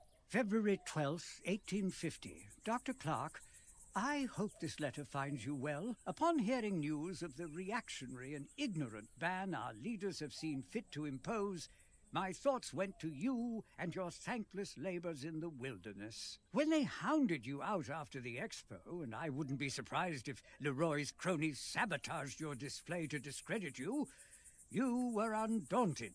After enduring such a trying year, I know how much building that lab out there meant to you. A turning point in your fortunes, or so it seemed. Yet I am sure you will persevere once more. One day when rationality again prevails in the halls of government and this silly thing is lifted, I hope to take you up on your offer of a tour. If you've returned to the bosom of civilization by then, all the better. With warm regards, Dr. Roderick Nethersoul. P.S. How you managed to rig a TT-180 console to control both your equipment and door mechanisms still baffles me. Mine is destined for the scrapyard. Interesting.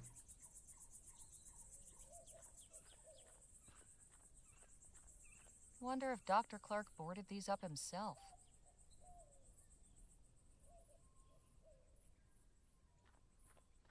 Dr. Clark really liked his sarsaparilla. There must be at least 30 empty bottles in these crates. Huh. I once drank 10 bottles of sarsaparilla for a bet. Did you win? Well, yes, and no.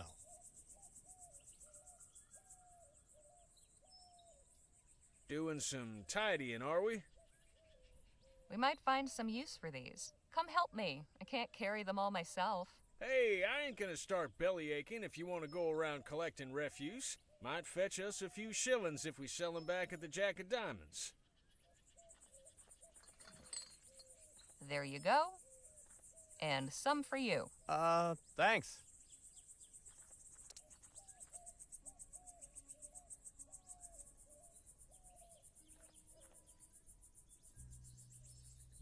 The good doctor was pretty self-sufficient out here.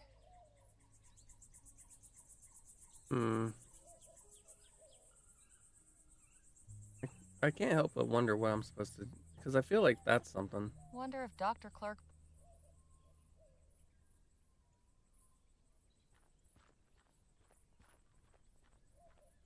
Locked up tight. Whoever closed this place up really didn't want anybody getting in.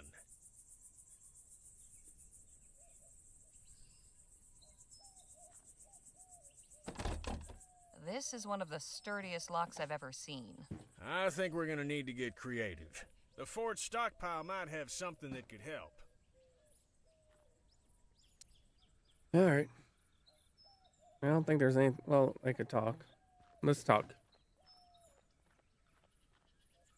Can we talk? What's on your mind?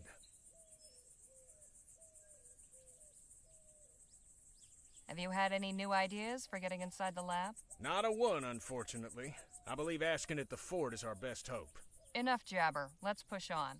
Alright. Just our hint system. Oh, who might you be? What are you doing? This is no place for sightseers. Hi, Doctor. Calling it now. And just who in the ether are you? Such disrespect. You toy with forces you do not understand. The lady asked you a question, sir. Heed my warning. Stay away from this place. Its mysteries are not for you. Hey, wait! You forgot your... Hat? hat? What was that all about? Good question. Alright. Let's take a look at that tinfoil hat. Tinfoil. Why was that man wearing it as a hat? No sign of that odd bearded fellow. I wonder where he scampered off to. I reckon we got ourselves bigger fish to fry right now, Miss Legere.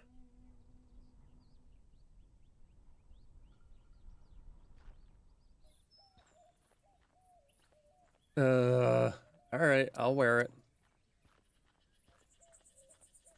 This isn't really my style. There you go. I wore it.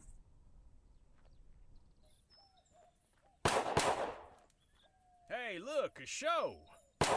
What a racket. She's pretty good, though. Híjole!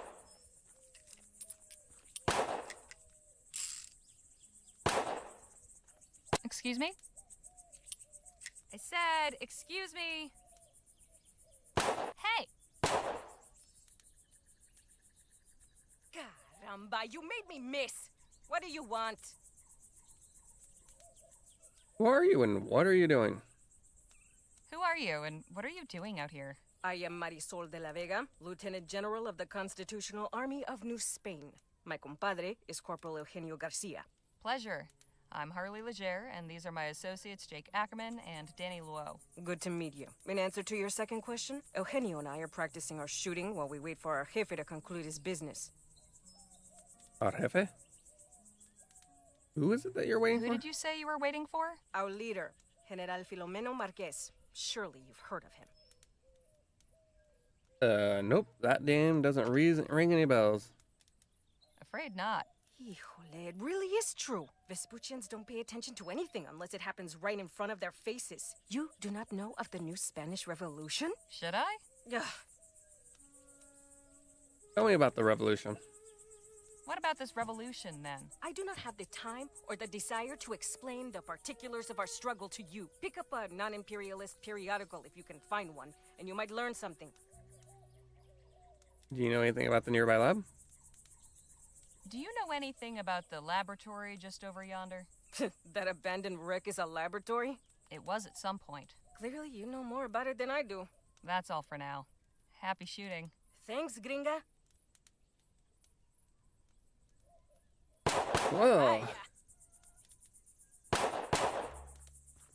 Sturdy. Anda!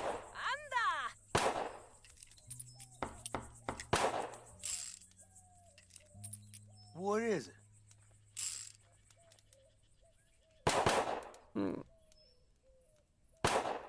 Let's see. Would you happen to know anything about the lab just over that way? No, and quite frankly, I don't care to. We'd like to come in, please. More unannounced visitors? Must be my lucky day. What country exiled you? None. We just want to speak with Captain Stokes. Afraid he's indisposed. Why don't you tell Stokes that Jake Ackerman needs a word? Gentleman Jake? At your service. We're not in the market for entertainment. It's like I said. Oh, dad blasted. Would you knock it off with the shooting already? I can't hear myself think! You call yourself a soldier when the sound of gunfire sets you quivering like a coward? Pathetic. Look, I can't help you. I'm sorry. Were you really? I wouldn't be asking to see Captain Stokes if it wasn't important. I opened the gate for the last person who said that to me today. And what did I get as a reward? His 2 cronies raising hell for the past hour. No, ma'am, not again. What goes on in this fort? What do you all get up to in this place? I'm really not at liberty to say, ma'am. Carry on, soldier. Right. Sounds drunk, doesn't he? Nobody gets to see the wizard. Híjole! Nobody gets to see the wizard, yes.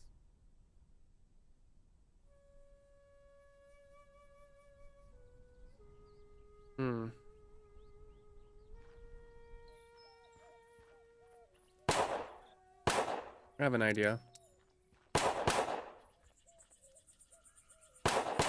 Vaya.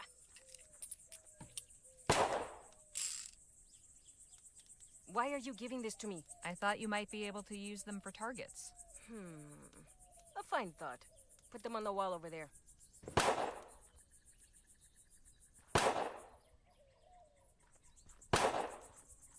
My thanks. Hey! You again? What is it now? Can you do your shooting elsewhere? Say, do you think you could practice your shooting somewhere else? Why? The fort guard isn't happy about the noise. Well, then maybe he should choose another profession. Alright, I bet I could beat you at shooting. You're pretty good, but I bet I can beat you at shooting. I am the best shot in New Spain. Care to prove it? How about we use those bottles I gave you as targets? Very well. Prepare to be humiliated. Say, Jake, could you give us a hand? My pleasure. How Okay. many bottles are there? About 30. Then we will each shoot at 5. Whoever breaks the most wins. Sounds fair. I am feeling generous this morning. Would you like the opportunity to practice first? I would, thanks. Yes, actually. Very well. Ready with those bottles, Jake? Yep, get ready. Set. Here we go. Damn. Oh my we go. god. You missed. Incoming. Oh I'll my get the god, next it's so fast. Damn it. Incoming. Nice shot. Let us hope you improve very quickly. All right, for real this time. Ready, set. Here we go. Nice shot. Here we go. Damn Oh, it. damn it. Incoming. Pure luck. Here we go. Bottle in the air. Fantastic. My turn. Here 3 we out of go. 5. One. Anda. Incoming. Take that. Incoming. Take that. Here we go. Dale. Here we go. Caramba. 4. I win. Better luck next time, sweetheart.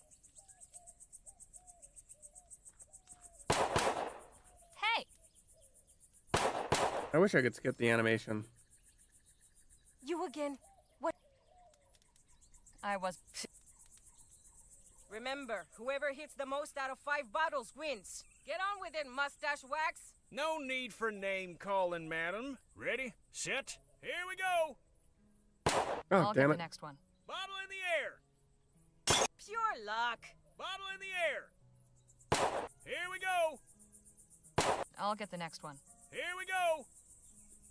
I'll get Damn, the it's next one. fast. My turn.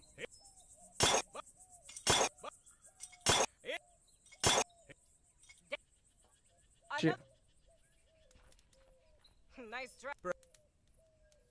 Ay, ay, ay. Toshinai. Anda. Hey!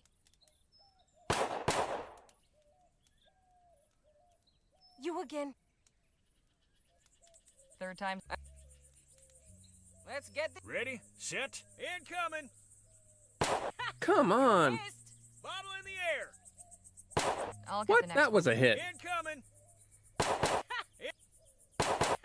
You missed. Bottle in. I suck.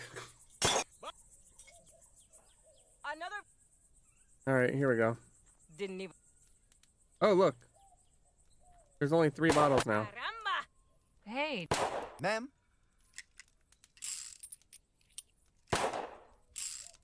shooting's clearly not my specialty. Think you can teach that show-off a lesson? It'll be my pleasure. There we go. Excuse me, ma'am. What do you want, boy? I think I'd like to beat you at that bottle shooting. Oh, this is gonna be good.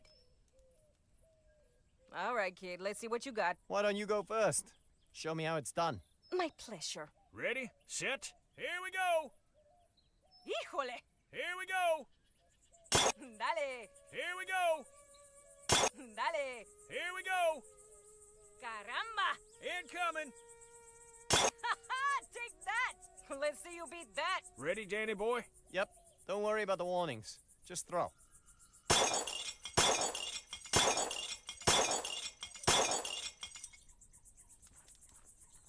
Don't believe this.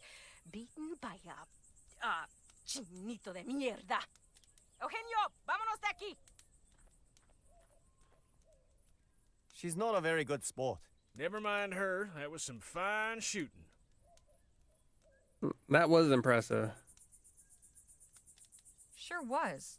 You weren't kidding about being good with those pistols. It was nothing. But thanks.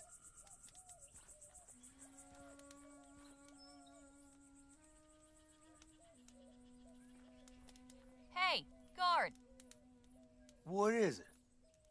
I got those noisy pests to leave. Sure is a nice, peaceful morning, isn't it? What happened to those cacophonous varmints? They took their business elsewhere. Oh, I know what's would going you be on. so kind as to let us in? So long as you promise to keep it down. Deal. What's going on, Kestrel? Cacophonous varmints.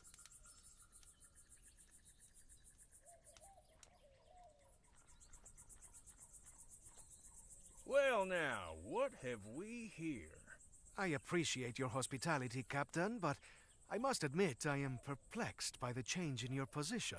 It's not my position, General Marquez. It's the position Wild of the Bill government of the Hitchcock. Commonwealth of Vespuccia. I have some discretion in the execution of my orders, but I'm sure you can appreciate that there's a chain of command. I am, of course, most grateful for the aid you have rendered in the past. I am sure that your recommendations carry weight with your superiors. If you would be willing to lend your influence in support of our cause. Perhaps we can speak of this at another time, Mr. Marquez. As I said, I have other concerns to deal with.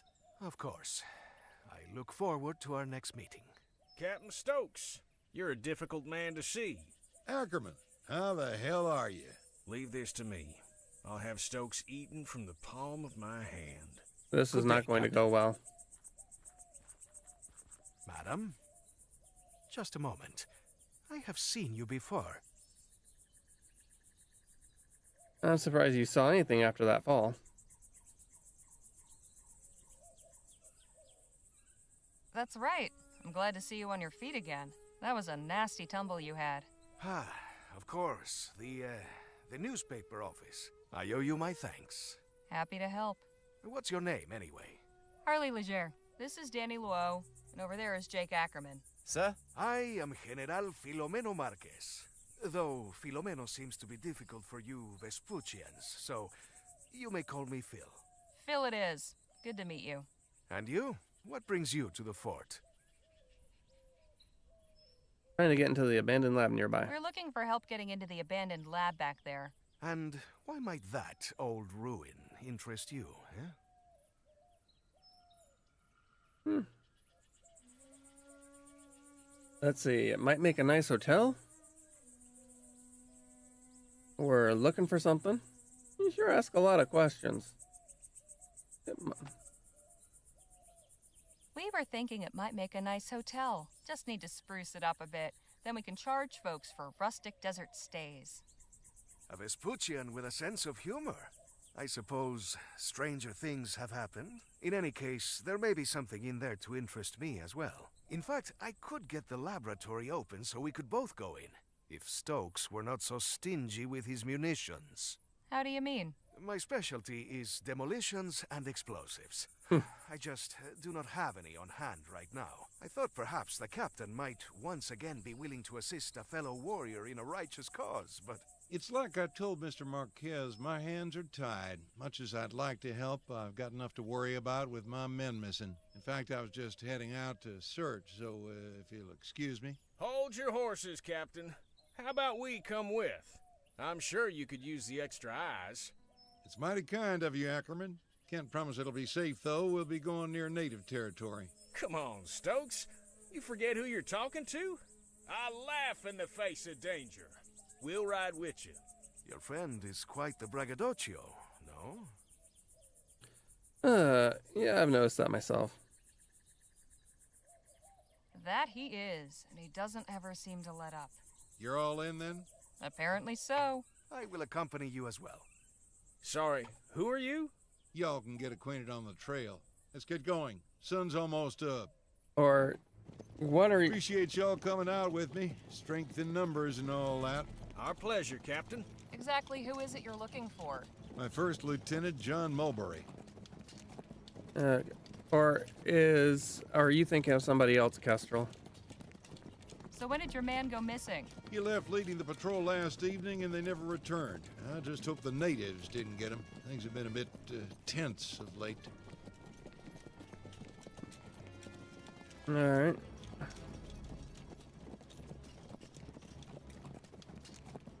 What makes you believe the natives are behind Mulberry's disappearance? Our patrol perimeter goes close to their village. Wouldn't be the first time we've come to blows over boundaries. They fall back once they see our superior firepower. Thankfully, they haven't got guns. You are probably correct. Mighty bold lately. So you're saying they've gotten aggressive when you've gone near their land? Sounds to me like they're just defending themselves. Miss Leger, with all due respect, you've no idea what you're talking about. We've already given these folks an inch, but they have taken a mile. The government's tried appeasing them with treaties and such, but those ain't worth the paper they're written on. You'd sooner reason with a coyote. Well, I think... Ah! Engines!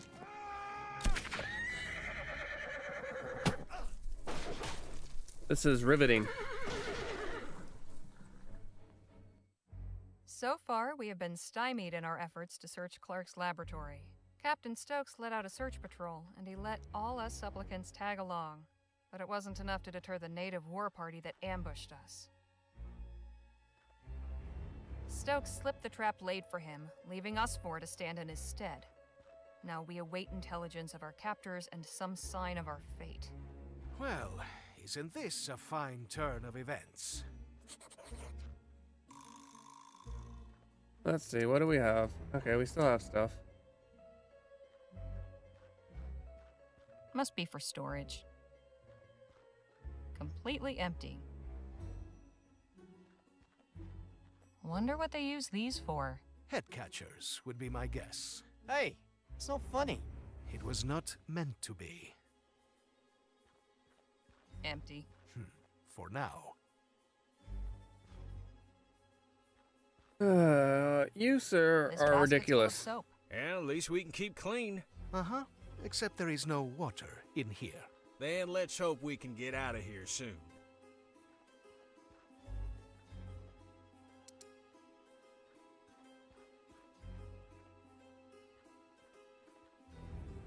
I suppose all of these were made here. Quite a collection.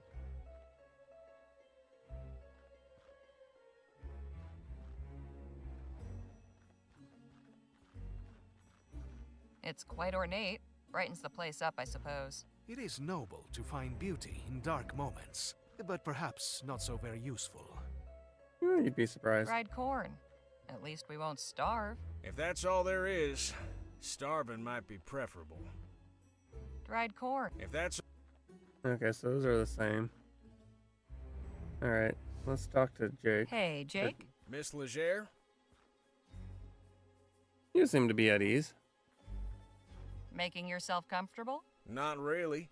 His bench is hard as a rock. Could do with some back support, too. But it's as good a place as any to think of a way out of here. Had any ideas for escaping yet? You'll be the first to know, I assure you. Did you manage to see what became of Captain Stokes? Sorry about No, that. I was a mite preoccupied. But I'm inclined to take the fact that he's not in here with us as a favorable sign.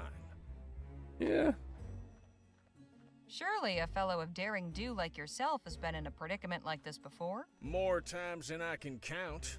How'd you manage to get free? Well, you gotta understand, every situation's different. Easiest way's usually bribing a guard. But sometimes, gotta get creative. Well, this one time But no, that wouldn't work here. Why not? 'Cause I'd need a few things, and coming by them in here will be next to impossible. If you've got a plan, it's at least worth trying. I reckon you're right. Main thing I need is something pliable, like wax or soft wood. Then something sharp to shape it with, and finally some shiny material. Metallic looking would be best. Find me those things, and we might be in business. I'll leave you to your thoughts. Let's see. Oh, I don't have the stone anymore.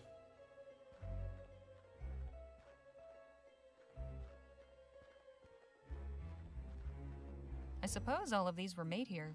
Quite.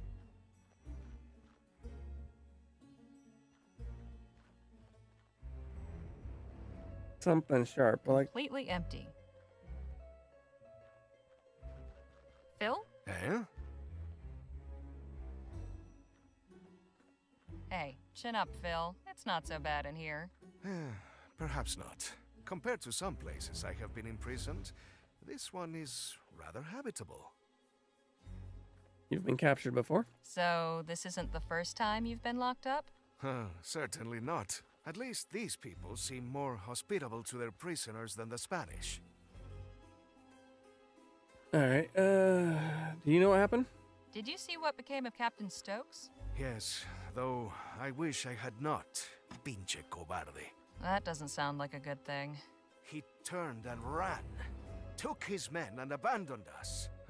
To think I held him as a man of honor. Bastardo! Whoa! Easy there, Phil. Forgive me, but I cannot abide a deserter. It takes a low sort to abandon someone who's counting on you.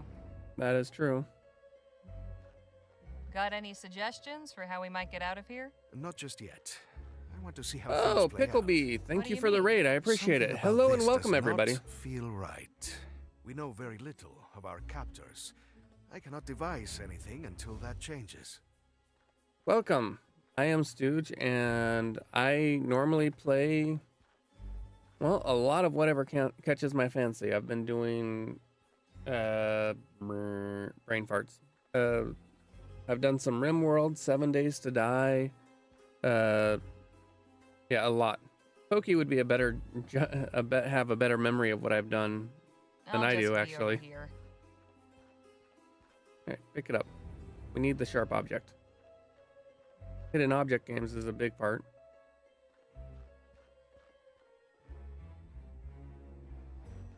Let's give him a tinfoil hat. He could probably use Will it. this work for what you need? Shiny and metallic. Perfect.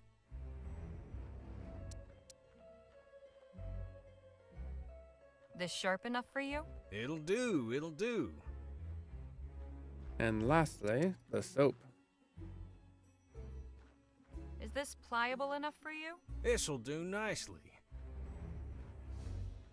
Well, I'll be a monkey's uncle. You got everything. Sure did. Now, will you tell me about this plan of yours? We tried it. She didn't like bluffing it. our way out of here. Give me a few minutes and you'll see what I mean.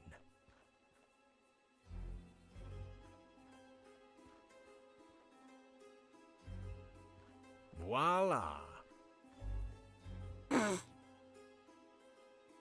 You carved a Oh. gun out of soap and wrapped it in tinfoil? That's right. Hello, Blue Wyvern. Welcome. That's imaginative. It's certainly creative, I'll give you that. Necessity is the mother of invention, as they say. Are you, Anyhow, are you... soon as somebody comes in, I'll draw this and catch them off guard. Are You y- knock them out in the confusion, then we make our escape. And you have confidence this will work? These folk don't know firearms, they can't tell the difference. You're an idiot. What if... Hello in there? I'm coming inside. Well, ain't this fortuitous? You're an idiot. Greetings. I'm Nadine. I've come to... Hands up! Is that a fake gun? Yeah, no, I'm absolutely enjoying it. Don't mind my friend here. Nadine, was it? Yes, Nadine Redbird. Harley Leger. I want to finish. Okay, there we go. Did you happen to work on Lamplight City as well, Blue Wyvern? Why have you come? Are you the same Nadine Doc Sedgwick mentioned? Wait a minute. Weren't you Doc Sedgwick's apprentice? That's right. You know him? We spoke briefly, and he took care of Phil over there. That's good. I do miss working with him. Does that mean this is a medical call? The chief sent me to make sure none of you were hurt. She also wants to speak with whoever's in charge of your group. That would be me. All due respect, sir, but after that little trick you just pulled, you're out of the I running. did. I'll go then. Okay. All right, come with me. I love Lamplight City. Co-wrote.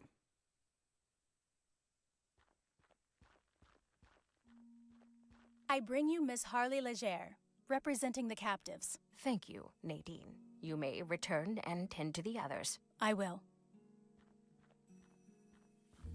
Really enjoyed Enter and Lamplight be City. welcome.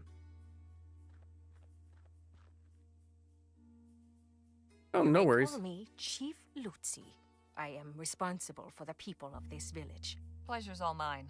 You have violated the borders of the Autumn Nation, duly established by recognized treaty with your government. Miss Leger, why are you here? I played Lamplight City several years ago.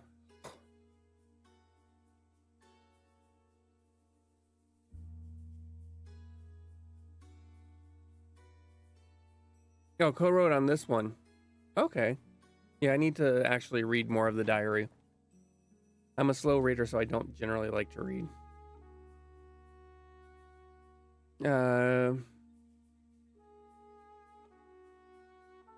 Captain Stokes is missing some troops, and we were helping in the search. You serve Stokes. Curious. You do not dress like a soldier. We have nothing to do with the fort. Who are you then? I'm a journalist for the Rosewater Post. My companions and I are researching Dr. Bennett Clark. We only came to Stokes to ask for help getting inside the abandoned laboratory on the other side of the valley. Thought maybe you could spare some dynamite or something. But first we had to ride with him to find First Lieutenant Mulberry and his missing men. I see. Oh, thank you for the follow, Blue What Wyvern. did he tell you of us? Let's just say he didn't paint a very pretty picture. Unsurprising. Do you share his opinion? I don't know. Holding us captive isn't exactly a show of good faith. I'm still alive, and that counts for something. I think that's a good choice. Well, you haven't killed me yet, so I'd like to take that as a good sign. The Autumn mean you no harm, Miss Leger. However, for months, the fort soldiers have routinely violated our borders and harassed our people. Just last night, a band of them came, led by this man, Mulberry. They attacked us in our fields and set fire to our crops.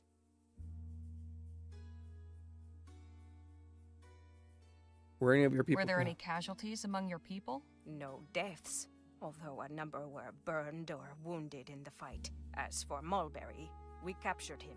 He is under guard in one of our empty storehouses. Stokes has turned our village into a prison, and now he is recruiting civilians to come after us.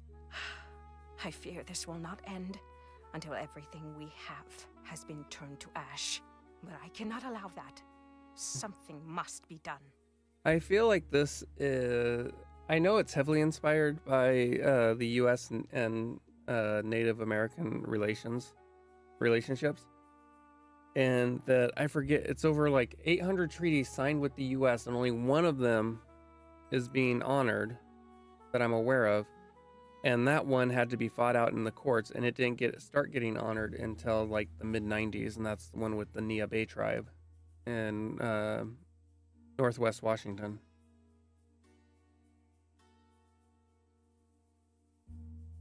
You're right. Can we help you in any way? I believe so. And you can get what you're after as well. I'm listening.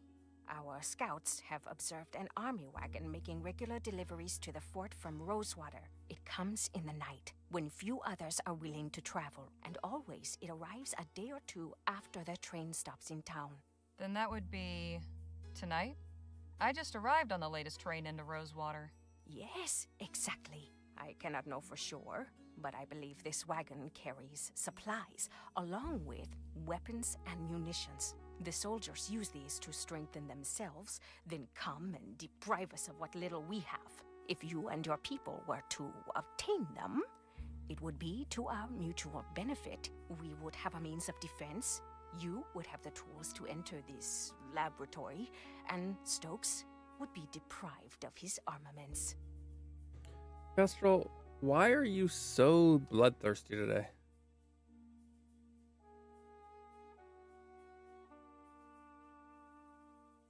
It's a bold move, but I think my companions will be willing to aid your cause.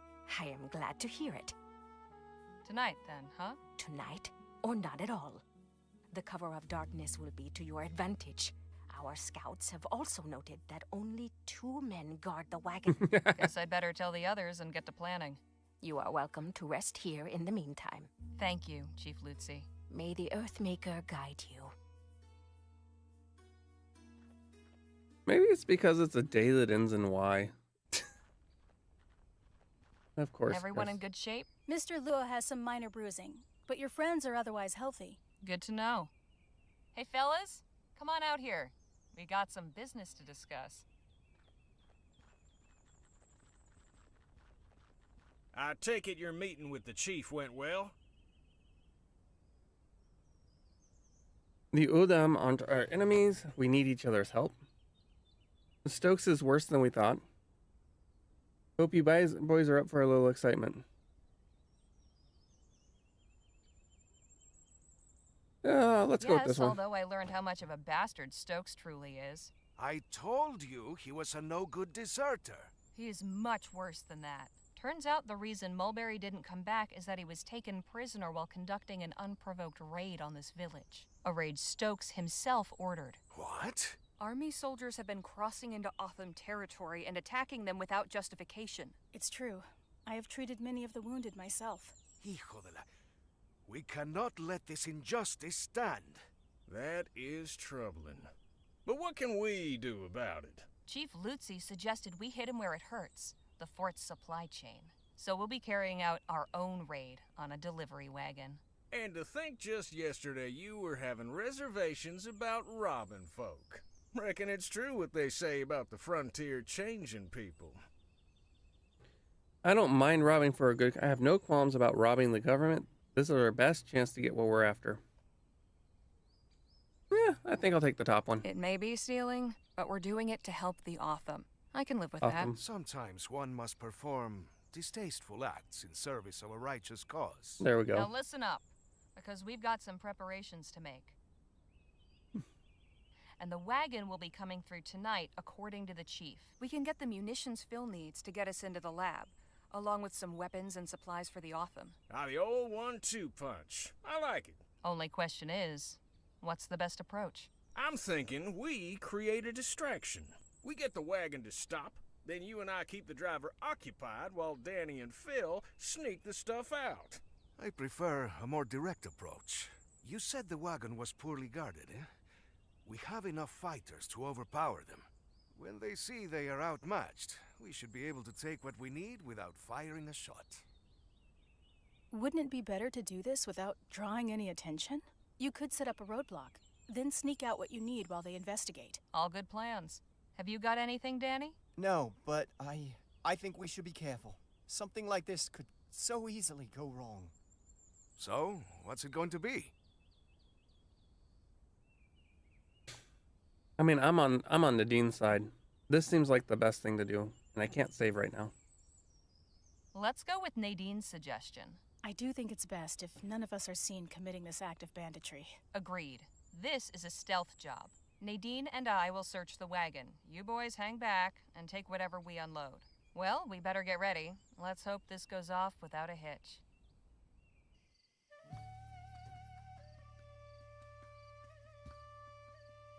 All right. What in tarnation? What's all this crap in the road? Oh, they don't pay me enough for this. Buford, get up here and help me. We should hurry. I don't think we'll have long. All right. Just a bunch of uniforms. Not while that crate's... Help me with this, would you, Nadine?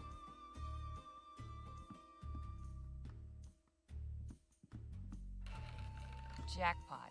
Here's some dynamite. And a good cache of firearms. These should serve the Otham well. There's also a letter. What does it say? It's a manifest. Hang on. Here's the combination for that safe. Whatever you do, be quick. We haven't much time left. Open the safe. I'll be damned. What is it? Bars of Aurum. Lots of them. Odd. Why deliver these to the fort? Good question. Too bad they're marked. We could have had a night, but at least there's a bit of loose cash in here. All right. Nadine, help me unload this. Hey, did you see these crates over here? What about them? They're all marked Rosewater. Isn't this delivery coming from Rosewater? Yeah, that's very odd. We should go. The guards won't be distracted forever. Right. Let's get out of here. Okay. Yes, Kestrel, explosives. You have come back to us. Did you obtain what you needed? Yes. With this dynamite, getting into the lab will be quite easy. Then I am glad the raid proved fruitful. Chief Lutzi, I am curious. Now that you can arm your people, what is your plan? I can certainly understand your curiosity, General Marquez. You know me? We are close enough to the new Spanish border to keep informed of current events. To answer your question, we will defend ourselves. Proactively Peace or has not retroactively? worked against those who wish to harm us, so we must answer them with force. You strike me as a wise and capable leader, but allow me to offer one piece of advice. Do not underestimate your enemy. Nothing angers a tyrant like a show of resistance. I appreciate it, General, but I believe we will overcome. I truly hope you do. We found something else. A safe filled with Aurum bars. And you did not take any? They were all marked, traceable. We'd have no use for them. Caramba. It is always something, isn't it? The last thing we need is the Royals on us for stealing their Aurum. The Royal Police? Nah, out here they'd send in the army. Or God forbid, the Blackburns. The Union Busters? Unions, heads, you name it. The big question is, why send Aurum to the fort? An intriguing line of inquiry, but I ain't sure the fort's dealings should concern us. No, they should. Perhaps not. But I am curious as well. Something unusual is happening here. Something's Stokes was happening all too here. happy to aid our cause before my exile. Now he acts like a stranger. It cannot be a coincidence. Nope. I am going to charge my Lieutenant General with finding out more about these shipments. Chasing more wagons full of Aurum? Something like that. It is clear there will be no more aid from Stokes now, and I still have an army to outfit. Perhaps we will find something we can actually keep. If money's what you're after, maybe you'd entertain the notion of joining our posse. That goes for you too, Miss Redbird. What are you talking about? I'll explain everything on the way back to the lab. Danny, you stay here and help unload the supplies. You can give Nadine the lowdown. Come meet us at the lab when you're done. Will do. I am sending one of our hunters to return Mulberry to the fort. He can show you the way back. Much appreciated. Right, let's get a move on. You coming with us, Miss Legere? Oh, I wouldn't want to miss the explosion. If I missed the explosion, Kestrel would kill me on purpose. Miss seeing all the fireworks when you finally set them off? I think not. And can it with the Miss Legere bunk? It's Harley. Duly noted. Now let's get going. Just one more thing before you go, Harley. You said you were a journalist, yes? That's right. Do you believe the townspeople would take an interest in our cause? Some might. I can certainly tell my employer about the treatment you've received. Please do. I have a statement I would like you to carry back. The Autumn are a peaceful people. We wish to be your good neighbors and friends. But if a Vespuccian soldier or any other person comes with violent intent to harm us, we will do what we must to protect our people. Got it. Would you be willing to sit for an interview with someone from the post? Gladly.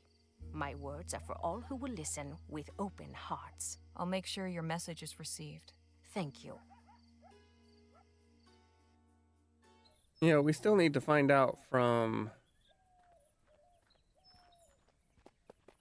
General Thanks for Marquis. showing us back, partner.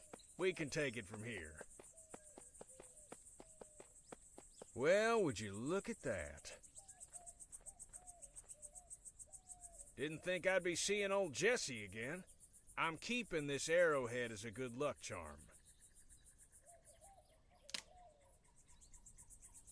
And who knows? Maybe some collector out there would be interested in acquiring the arrowhead that nearly wiped out Gentleman Jake. Híjole. Is he always like this? Oh, that's an understatement. Hey, Phil, let's talk. What about? What happened at the Rosewater? I have to ask, what went on at the Rosewater Post?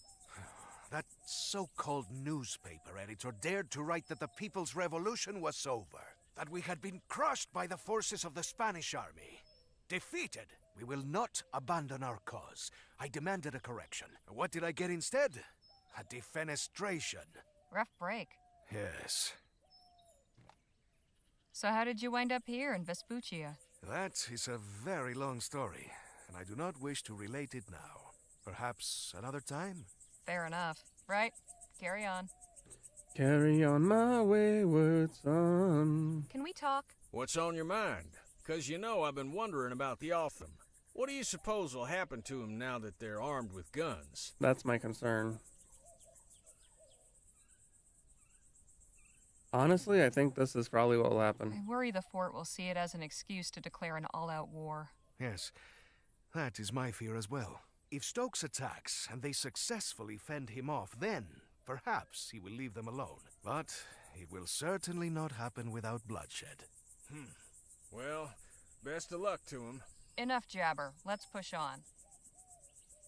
Wait, you're just going to leave this flag buried in the mud? You can have it if you want it. You're right. It shouldn't be left here like this. I like that. Good design. Good Right. game design. Can we continue? Good game design. If you need a thing, and yeah, You're quite certain you know what you're doing? Just leave everything to me and stand far, far back. oops, I used too much. I've used too much. I didn't use enough. Interesting explosion. Impressive work there, Phil. Gracias. And an explosion will certainly liven up your article. Eh, Harley? Auto-saving. Well, that's encouraging. Whee! Hey, Phil, let's talk. What about? How did you become so proficient with explosives? The science of it always fascinated me. Even as a child, I read a great deal about mining and demolitions. The lessons were invaluable. So, when my parents sent me to university, I studied civil engineering. Most people do not realize just how much care must be taken when dealing with dynamite. Yeah. You went to university? Hang on. You have a university education? Of course. Does this surprise you? No, I just didn't think a revolutionary would have a degree. Well, I do. From the Escuela Superior de Ingenieros in Madrid. Right. Carry on. Right, that's a very long name. How are you holding up, Jake? Oh, just fine, just fine. Well, What? slap my behind and call me Betsy. Not sure what I was expecting to find, but it wasn't this. It has been completely ransacked. Still, there's gotta be some indication of where Clark took his money. Let's take a look around. But watch yourselves. No telling what any of these doohickeys might be capable of. I mean, the thing that most has my eye is this one. A wooden mannequin in a cage? I have so many questions. You sure you want them answered? Yes, actually. I can't see through. The window is too grimy. Well, it's a good thing. Or not. At least Dr. Clark practiced fire safety. Looks like it's connected to the door somehow. And that wire runs to the console back there. Won't do us any good if there's nothing powering this place, though. You know, you probably shouldn't be crossing I that can't yellow make heads line. nor tails of this chicken scratch. There is a handprint on the window. I noticed that too, Kestrel.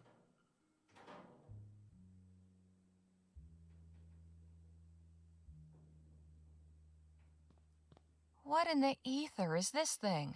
I wouldn't get too close.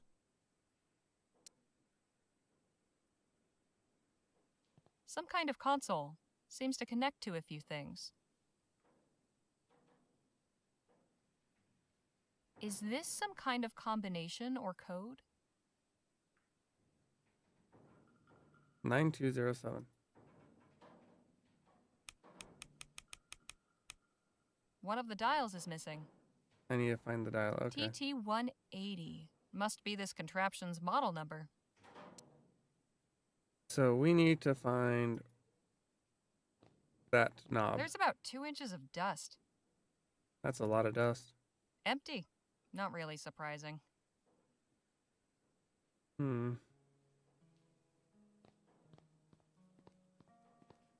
Looks like some type of cannon, and it's pointing right at the cage.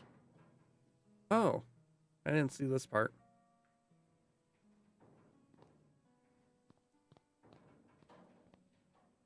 This Clark fellow was into some strange things, wasn't he? I'm starting to understand why he chose to do his work out in the middle of nowhere.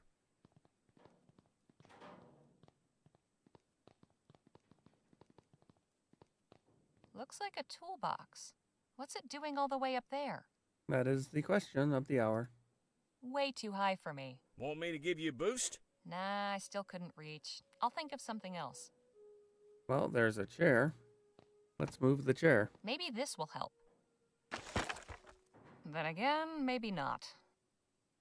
I was not expecting that. I'm enjoying This the may have held lack something of interesting once, obviousness. but now it's just lodging for spiders. Lodging for spiders isn't a bad thing.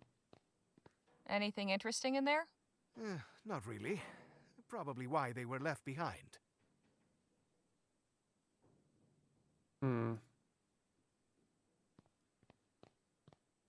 I get the impression this is what powers everything in here.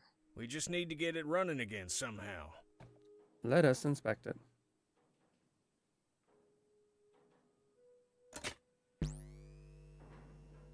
No good. There's some power getting through, but it needs more. I need more power!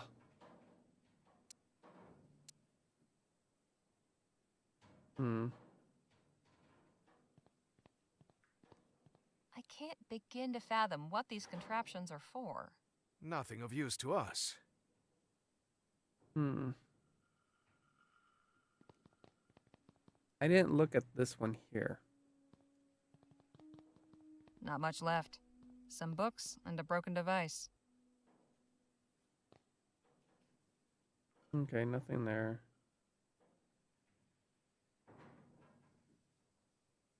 I think I interacted with everything here. So let's talk to people. Hey, Phil? Let's talk. What about? What do you think, of Clark's course? lab is really quite something, wouldn't you agree? Yes. Something unnatural. Something perverse. What possessed him to undertake this research is beyond me.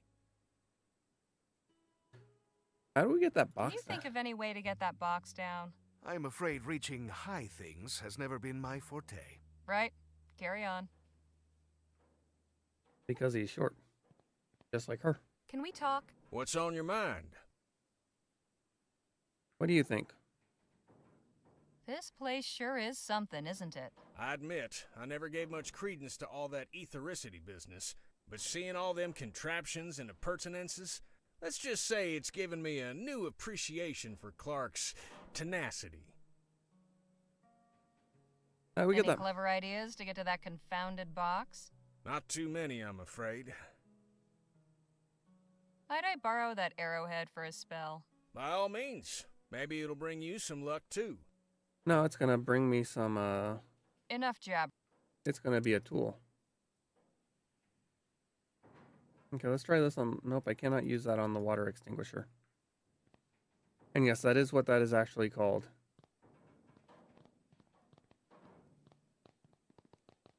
It's something I always found funny. They have water extinguishers.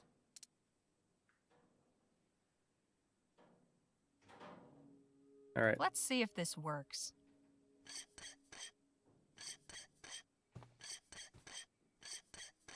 That did it. There we go. Oh, look. Looks like something chewed through it. No wonder the power's not getting through. This wire's all corroded. Fort Bom.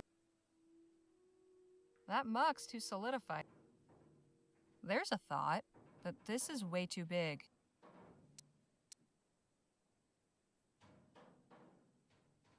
I hope this isn't considered treason.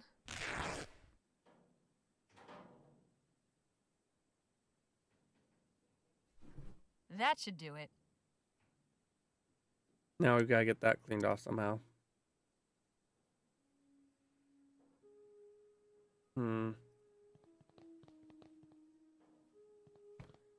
It didn't let me use the towel on the window. Or the flag, I should say. I can't see through.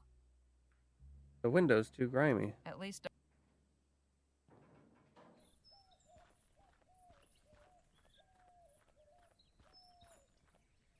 Everybody takes their positions. Let's see. The good doctor was pretty. Yep. Nope.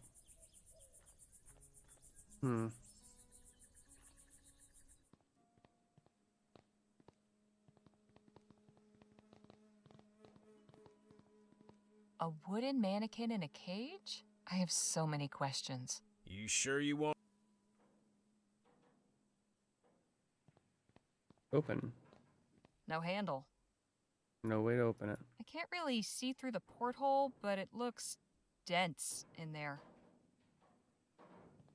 Looks like it's connected to the door somehow. And that wire, right? Won't do us any. Yep. Go to the console.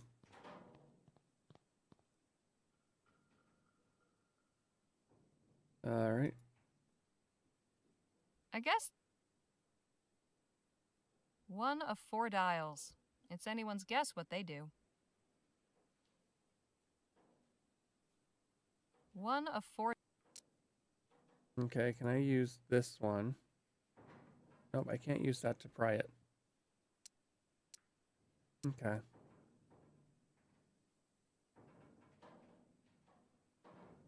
Not much left. Some book. And a broken device. I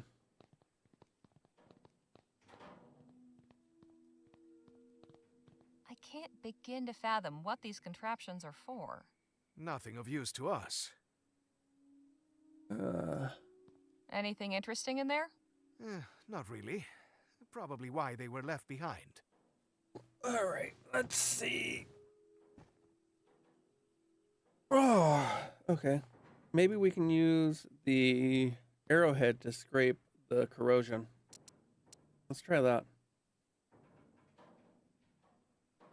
I could try scraping it, but I don't want to risk cutting the wire. There's got to be another way. Okay. That won't get the All right. I mean, that was... See what happens if I flip this now. Yep. No good. There's some power getting through, but it needs more. More power? Why suddenly tired am I?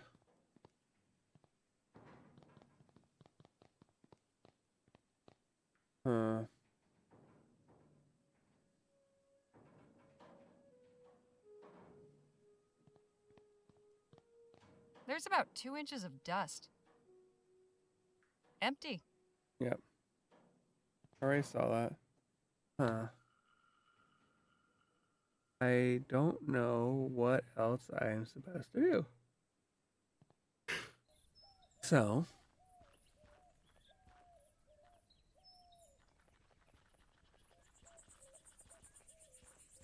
Like, I want to go to the water tower. We go over here.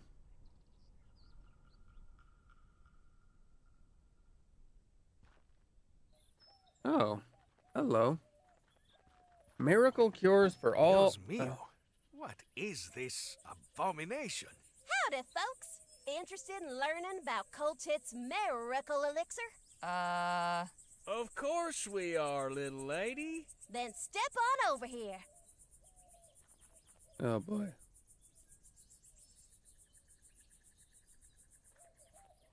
Professor Xander Coltit III. Good medicine for good people.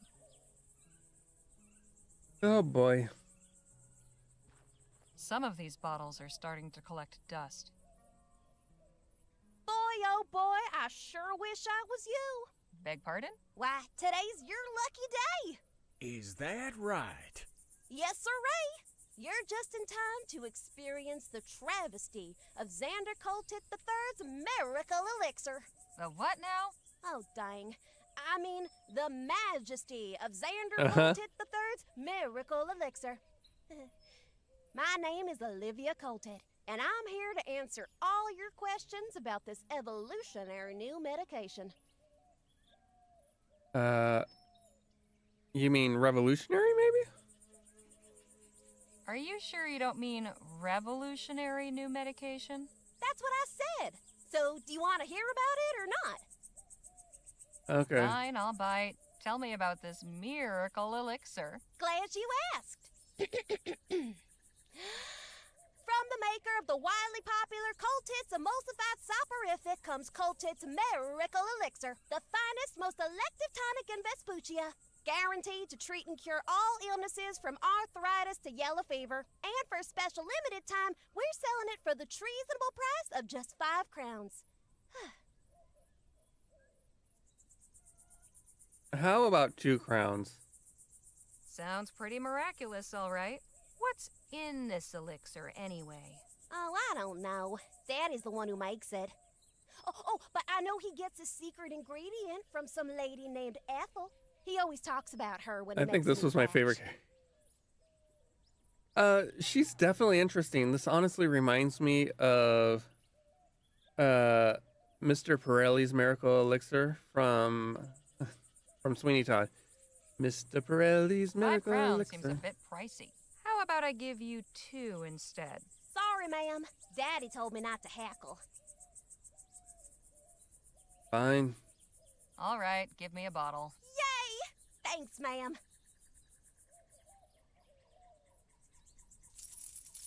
How about your friends? Want 2 more for them? We'll share. Oh, okay. If you change your mind, you know where to find me. Ms. And if we're gone Yopra. by then, well, best of luck to you. Let's see.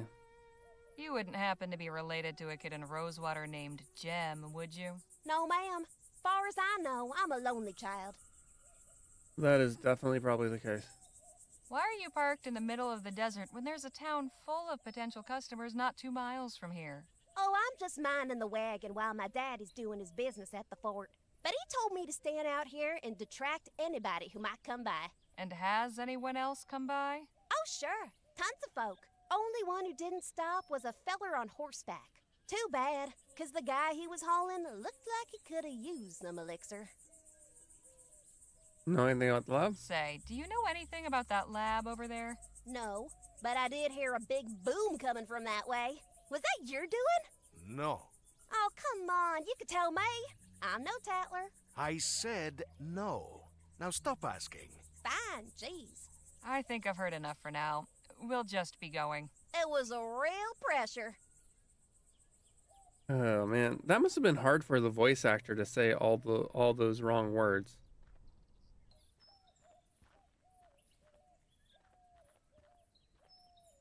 Ms. Yaprelli's miracle elixir, that'll do the trick, sir, just you see.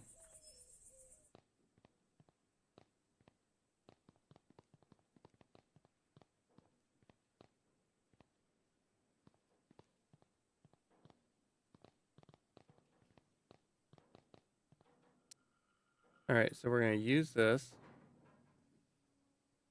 I'd prefer to keep Professor Xander Coltit III's miracle elixir. Guaranteed to cure what ails you. I'm sure that's the case if what ails you is sobriety. Whew! That'll put hairs on your chest. Let's put some of this elixir to good use. I know absolutely nothing about what's in it, but hey, this will work.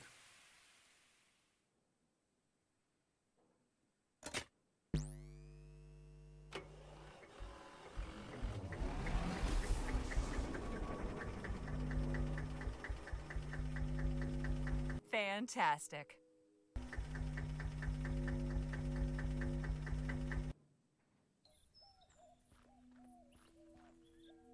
Looks like Phil managed to get the door open. I wonder if they found anything inside.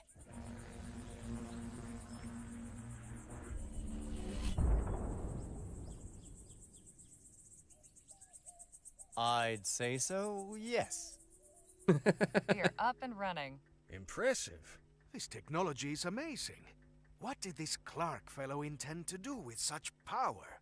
I'm beginning to wonder about that myself. Unlimited cosmic power. Nice job getting the lights back on. Get everything squared with the Otham? I think so. They're adequately supplied. They should be well off for some time. Well, I suppose we should see about... Hello? Is someone in here? Damn. Looks like we've attracted some attention. I come in peace. Please, make yourself known. Guess we don't have much choice. Hail! Hail. Hail and kill. Goodness, I wasn't expecting so many of you. And we weren't expecting anybody at all. Oh no, not another one. And just who might you be? I am Paul Burkhart, emissary of the Luminarians. The what now? We are disciples of Dr. Clark, protectors of his artifacts and legacy. No kidding. So you must know all about him then. Quite so. Can you tell us about him? Well, isn't this our lucky day? Can you tell us what you know about him? If you seek enlightenment, we will be glad to share our wisdom with you. But let us all return to the commune. We must not further defile the sanctity of this place. Come, I am eager to learn about you all. Oh, goody, a cult. Yeah. Exactly, Kestrel. Let's see. Welcome to Chrysalis, friends. Feel free to explore, converse with the residents. You'll find we have much to offer. We'll speak again soon. What an accommodating feller. This is all very strange. You all might be into this porqueria, but I want no part of it. I am going back to the lab. Suit yourself. I'm with you. All right, let's see what we can learn about where Clark's stash might be.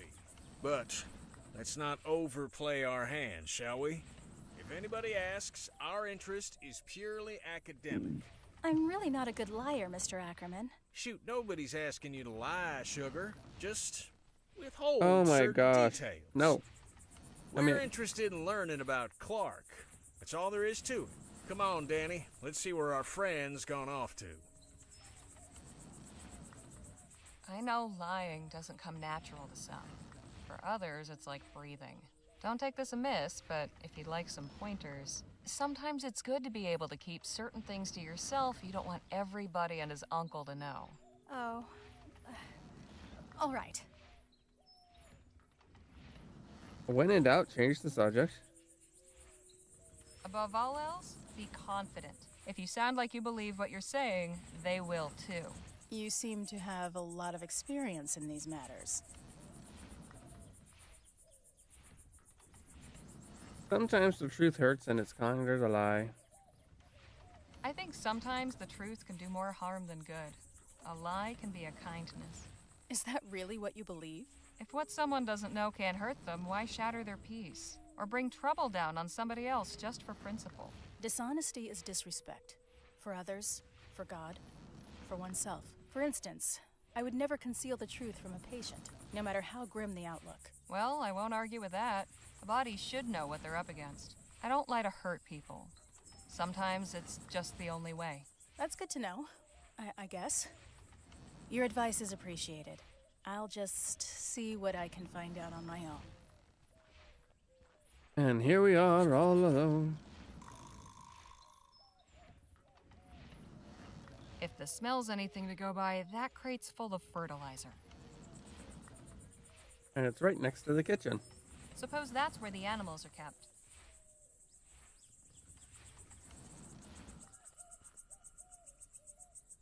Oh, it's one of them.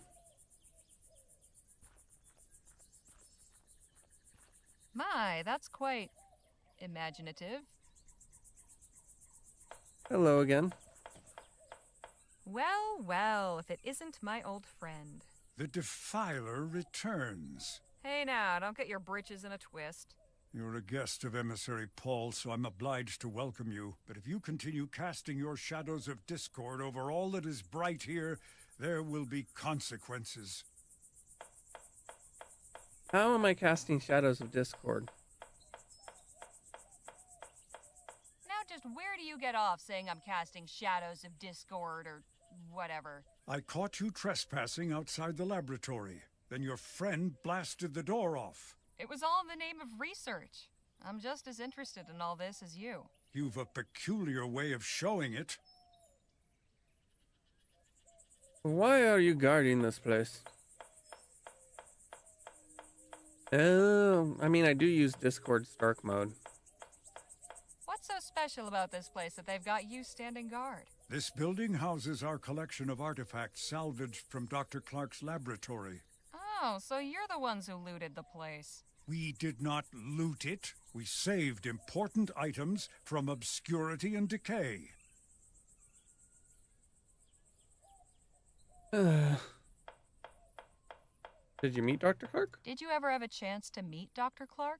No, nor did I desire to. No? Ethericity is not a power to be trifled with. I've no interest in meeting someone who treats it as a plaything. Where did Dr. Clark go? Where did Dr. Clark end up? Not where he should have. What was Dr. Clark researching? Do you know any details about Dr. Clark's research? He was toying with fire, pure and simple. He may have been inspired and driven to his work by the luminous ones, but he was only their tool.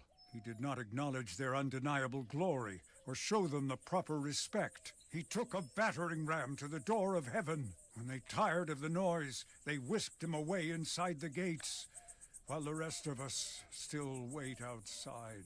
So what you're saying is, you don't actually know. I've underestimated you. I didn't think there could be someone more arrogant than Dr. Clark.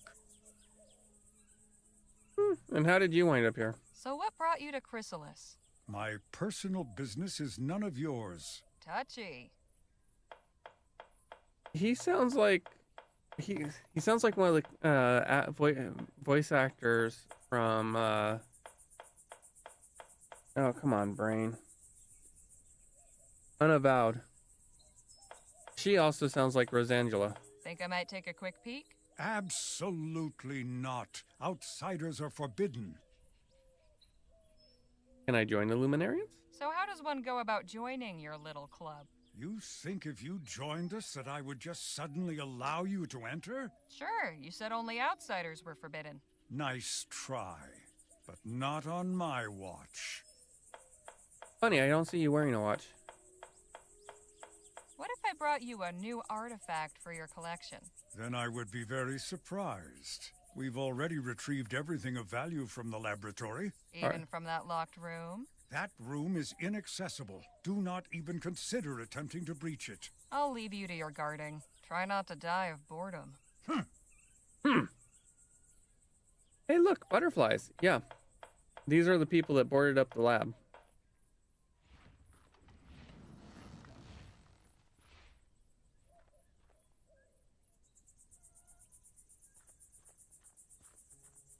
They're really fond of this butterfly motif, aren't they? I kind of like it.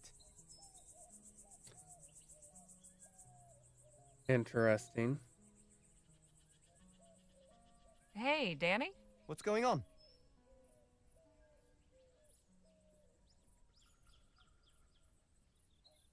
He did have butterflies on his wall, you're right. So, where did you learn to shoot? I, used to know some folks that were handy with pistols. They gave me a few pointers and I just sort of picked it up. Danny's an outlaw, or he was one. So, what's our friend on stage been jabbering about? What hasn't he? This guy makes Jake seem like a silent monk by comparison. Anyway, it's mostly been about Clark, his etheric research in New Britannia, how he built his lab out here after the Expo disaster. Excuse me, miracle, that sort of thing. He says Clark transcended. I'm not sure what that means. I don't know, but it doesn't sound good. What do you think of this place? I was wondering if you might help me out with something. What? There's a toolbox inside Clark's lab that's out of reach, and I've had no luck getting it down. Think you might put your pistols to the task? I could do that. Yeah. You want to go right now? No, we can do it later. Perhaps not this very instant. No problem. Just ask me again when you're ready. What's your impression of Chrysalis? Well, it's peculiar. Everybody's got a job to do, a way to help. Nobody's left out, and That's nice. But all this stuff about etheric beings? It sounds, Crazy? You said it, not me. Anyhow, I wouldn't mind hanging around a while. All right. I'll let you get back to the lecture. I'll leave you to the lecture.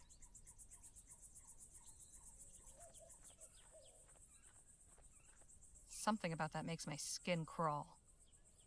Yeah, it's because of the shadows. I hope I'm not interrupting anything. Ah, Harley.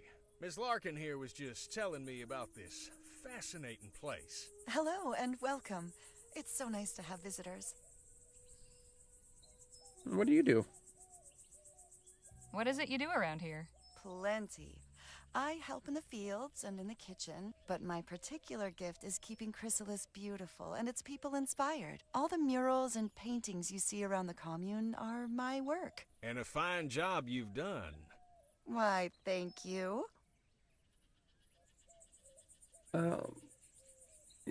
Must have been a lot of work. Must have kept you busy for a while. Quite. There's still so much I'm looking forward to doing. What brought you to Chrysalis? How did you end up here in Chrysalis? Ethericity always fascinated me. I joined up with the Luminarians when they were passing through Rampton on their way west. We founded Chrysalis here, close to the Evocator's laboratory, and where the veil is parted. The veil? The boundary between our world and the ether, the realm of the cosmos, home of the luminous ones. The barrier is very thin here. Can't you feel it? There's definitely something in the air. You seem to love I've butterflies. noticed you all sure are fond of butterflies. What better creature to symbolize transcendence? Like butterflies, we too will undergo a metamorphosis, pass through the veil into the ether, and join the luminous ones. Not only that, their wings have 8 sections, and they flap in a figure 8 pattern. Does that mean something? Evocator Bennett's sacred number, of course. What was that about a sacred number? Sacred number? What does that mean? The number 8 is very important. It appears constantly in the Evocator's writings, and Bennett himself was born on the 8th of August, 1788. That's quite a coincidence. Coincidence is mere illusion. Oh boy. What's the meaning behind those shadow paintings? We commemorate those who have transcended, and those who will. Hence the butterflies? Very astute. Yes, the butterfly represents the immortal soul, the essence of a person in their fullest flourishing. The butterfly is pure potential, contained within those who have not yet transcended. Once someone has passed into the ether, it is released and flies free. Why, that's mighty poetical. I can see that you have quite a bold, brilliant butterfly stirring within you. You don't say. You see that, do you? If you permit me, it would be my honor to paint it. Only if you're willing, of course. Everyone's journey to transcendent readiness is unique. Perhaps you could tell me more about it once Harley's done talking. With pleasure. He sure is the ladies' man, isn't he? Did you ever meet Dr. Clark? I did. Once. Such a brilliant mind. We didn't speak long, but I felt as though we'd conversed for hours. Get it off or get it out? Do you have an idea of where Dr. Clark might be currently? Of course.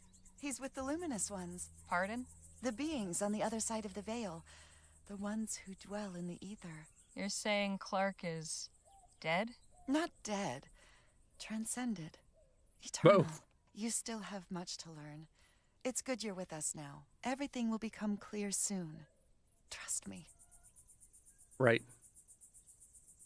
What exactly was Dr. Clark's etheric research about? Truth. Lovely sentiment, but could you be a bit more specific? He sought to connect us with the world above. To Yeah, unite he's totally us dead. with the luminous ones. He succeeded in not only opening the door, but stepping through and crossing the veil. Uh-huh. He showed that the way is possible. The way Now is- we all must learn to follow. All right. Thanks for the chat. Be well. Don't wander too far now. All right, let's go shoot down that Hey, toolbox. Danny? What's going on? Let's go see about getting that box in the lab down. Sure thing. Just lead the way. Ah, Phil. there you are. Had enough of those luminous lunatics too, did you? Not entirely. Danny's come to help get that box down. That's it, up there. Right. You might want to stand over on this side, Phil. Good firearm safety.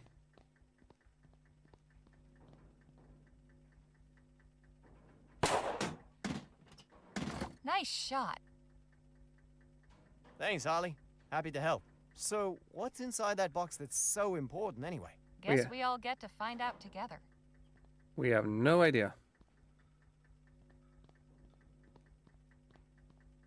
He's actually the wooden dummy. Well, anything good inside? A knob. Not really. Just a wrench and this odd dial thing. I hope it was worth the trouble, then. That was good practice, at least. I'm heading back to Chrysalis. See you both later. I'm scared for Danny.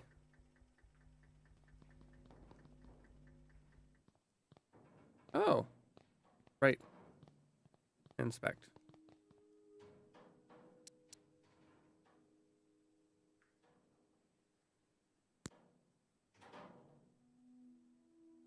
It won't turn any further that way.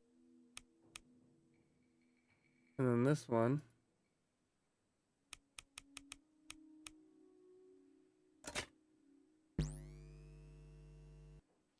.21 gigawatts. Phil, you might want to...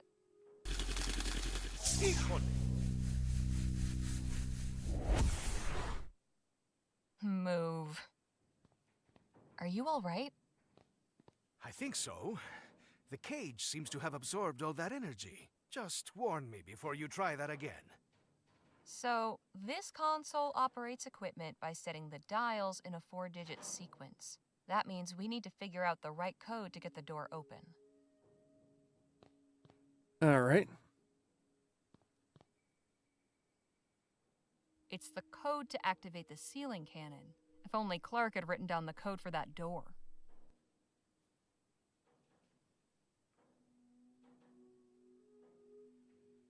Gosh darn it, I keep going too far.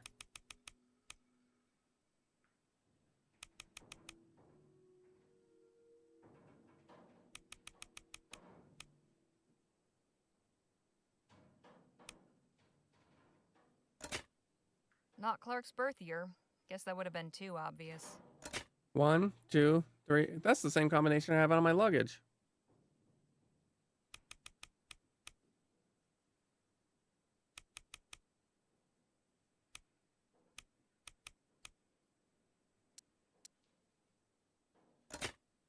No good. I guess those dials aren't set up correctly. I screwed up. No good. I guess those dials aren't set up correctly.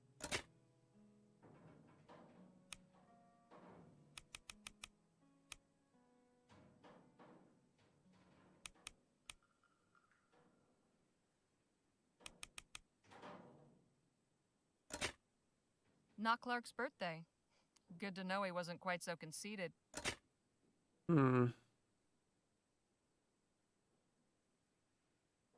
February 12th, 1850. Dr. Clark, I hope upon hearing when they after endure what with warm P.S. How you manage. Okay. 1847.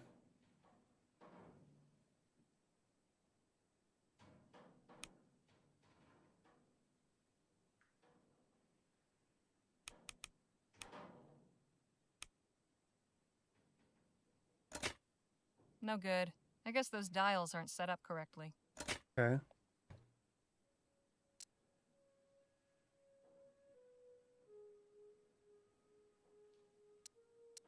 Okay, let's take a look at the article again. Is there anything else?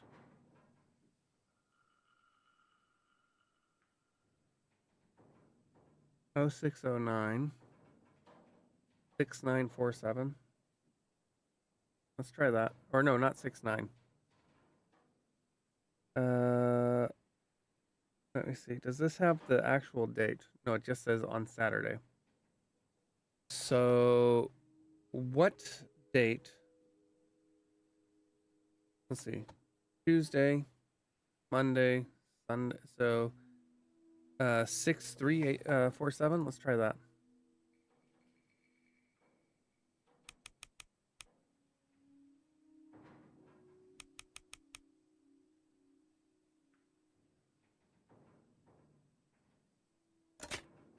No good.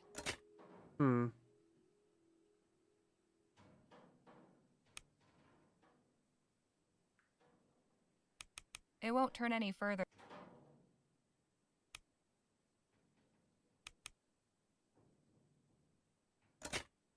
No good.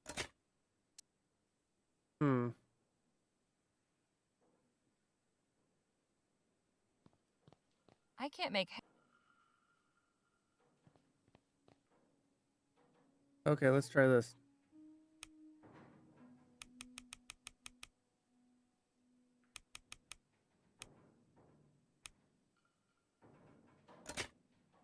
Not Clark's birthday.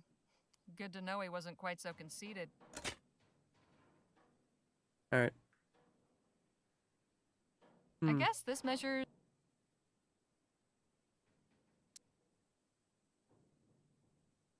Let's take a look at the wrench. A wrench. Nothing spectacular about it. Okay.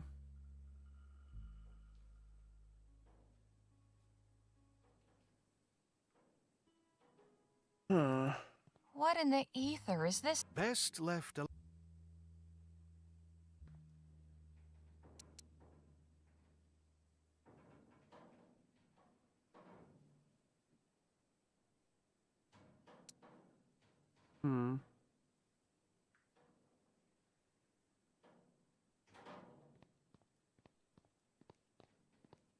Looks like it's connected to the door somehow. And that wire runs to the console back there.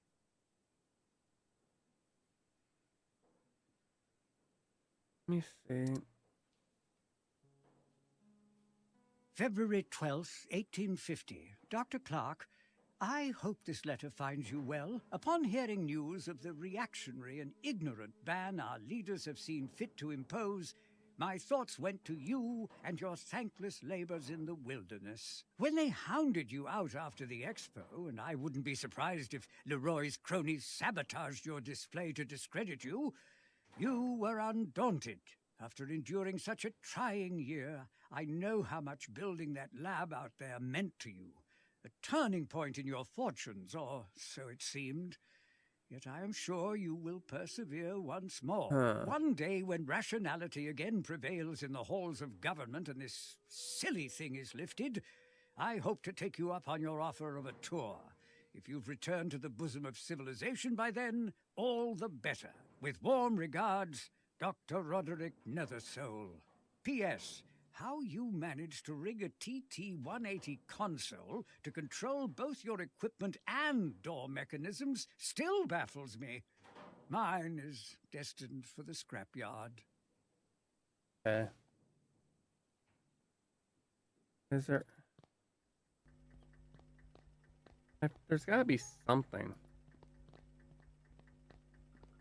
Seems to be working.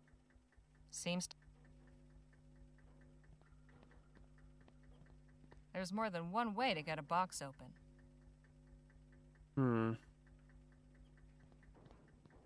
This may have held some.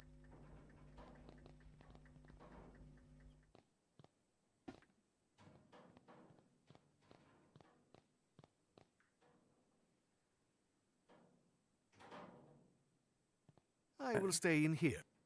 Yep.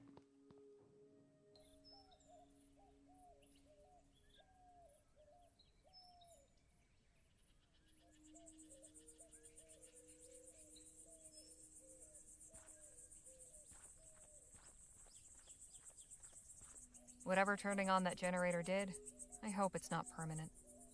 Yeah. All right then. Interesting.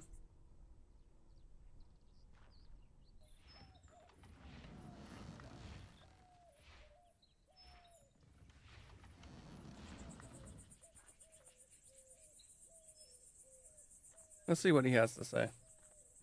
My friends, Today we give thanks for our manifold blessings.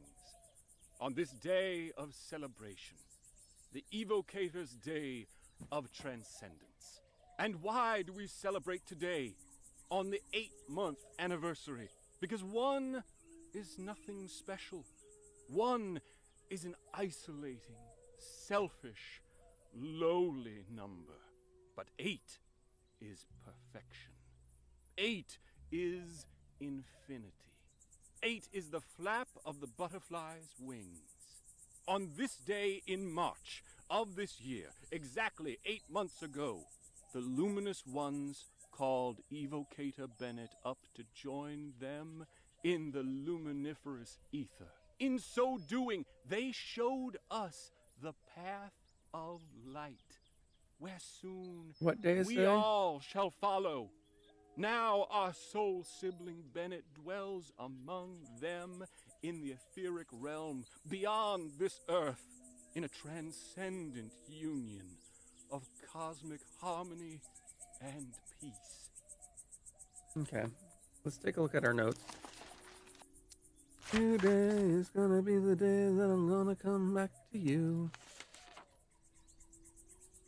Okay, well, there's one other place we can look at for it. October 25th. I'd like to extend. How soon? October 25th. But we don't know what day it is, do we? Could we have a word in private, Jake? Sure. What's on your mind? Managed to learn anything?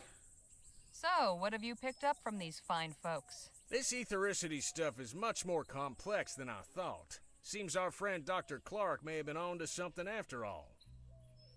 What do you think Clark's door I could? got a theoretical question for you. Shoot. Say you needed to come up with a sequence of 4 numbers. What would you pick to make it easy to remember? Hell, that's easy. 1817. That didn't take you long. It's the year I broke my first filly, if you get my meaning. Oh my Not God. something one forgets easily. Right. I think I've found a promising lead. There's a shack on the other side of the commune full of things salvaged from Clark's lab. Only problem is it's being guarded by that first luminarian we met. Oh, the feller with the tinfoil chapeau? The very same. How can I get past him? He's a peculiar one, but he seems to be the most reverent of these folk. Perhaps you could win him over with a peace offering. There might still be something in the lab that's been overlooked. I'll just leave you to it then.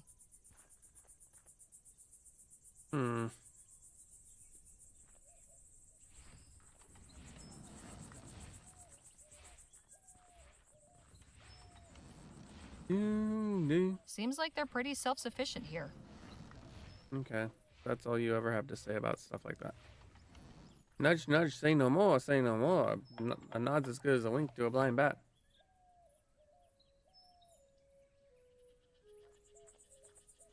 Excuse me?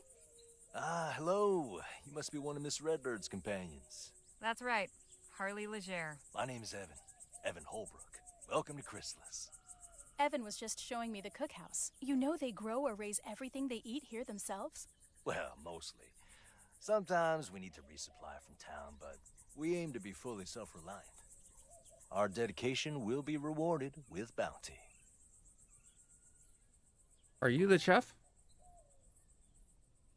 So, are you the biscuit roller for this community, or what? Not quite. Everyone in Chrysalis does their part. It's my day on the rota to fix breakfast. Do you have a doctor? We have a few skilled in healing, yes. I do wish we had more knowledge of agriculture. Our crops haven't been thriving like we hoped. What's wrong with your crops? You said your crops weren't doing well. Why not? Getting the irrigation in this year saved some of the crop, but we're facing lean times. We simply must find a way to grow enough to feed everyone. What brought you to Chrysalis? What's your story, Evan? How did you join up with these folks? Well, like many of the others here, I was living in New Britannia. My wife was there at the etheric demonstration at the expo. I thought I'd lost her forever. But emissary Paul found me and explained how she hadn't perished, merely transcended. At first, I didn't believe him. I wanted to throttle him, actually. I can understand that reaction. But I realized that in my grief, I had become blinded. Oh, I am so sorry. Ah, don't be. One day I'll transcend too, and we'll be reunited in the ether. Welcome to the cult. This is how cults work. Did you ever meet Dr. Clark? Alas, no.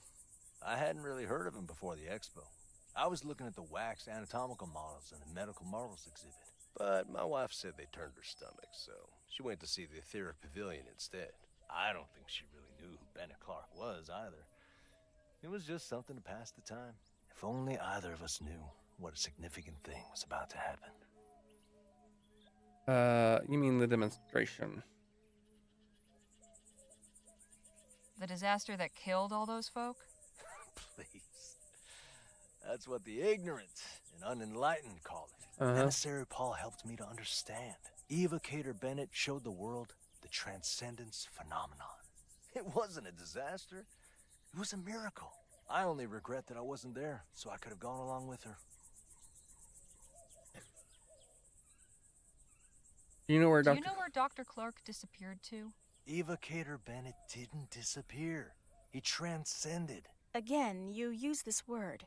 What do you mean by it?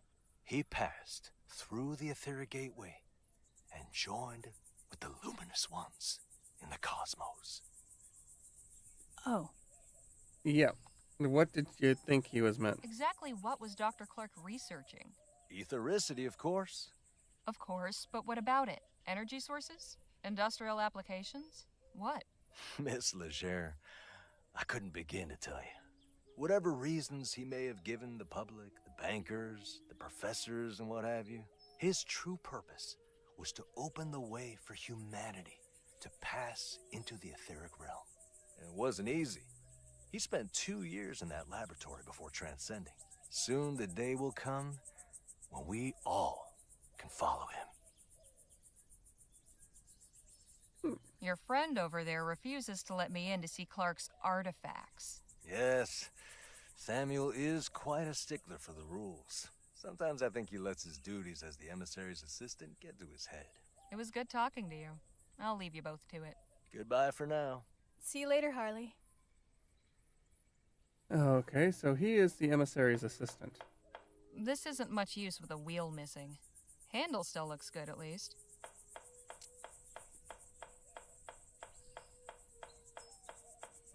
I'll have this handle off in a jiff.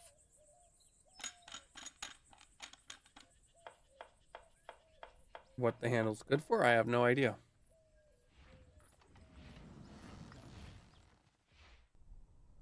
Mr. Elixir's Mr. Pirelli's medical elixir, that'll do the trick, sir, just you see. No, no, no. That's not what I wanted. I wanted this. No, I still can't do anything with that.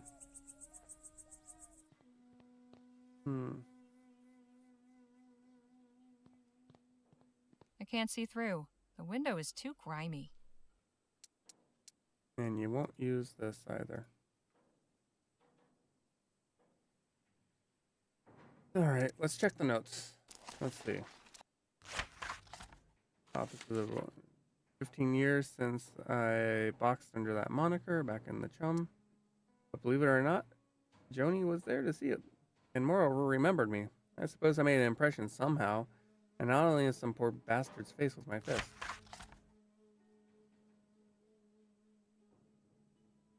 Okay. There's the watch. Yep.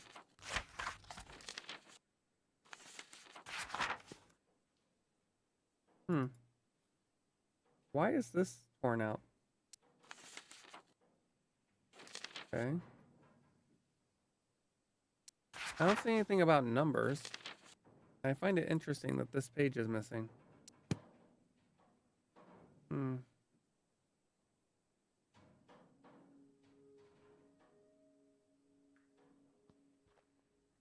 What am I missing?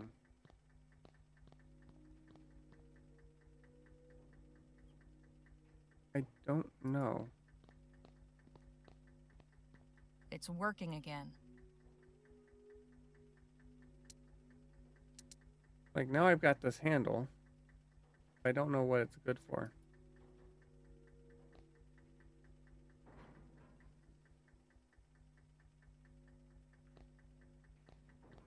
Guess we won't get to see what's up on the roof. Just as well.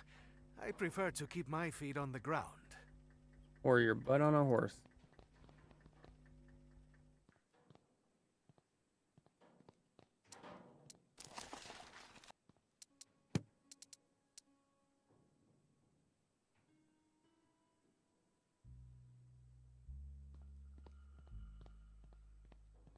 An interesting piece of equipment.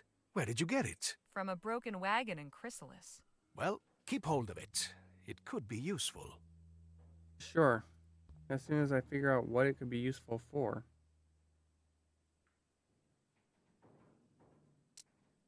Like, my goal was to try and use it on here to short to here to open the door.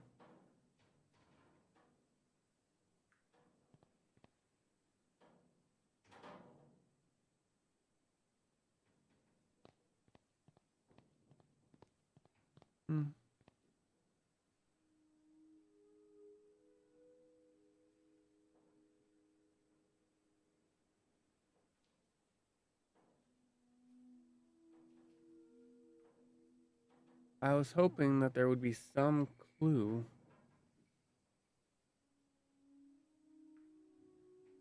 It's the code to activate the ceiling cannon. If only Clark had written down the code for that door. Well, if he did, it's probably somewhere else. I will stay in. Yeah.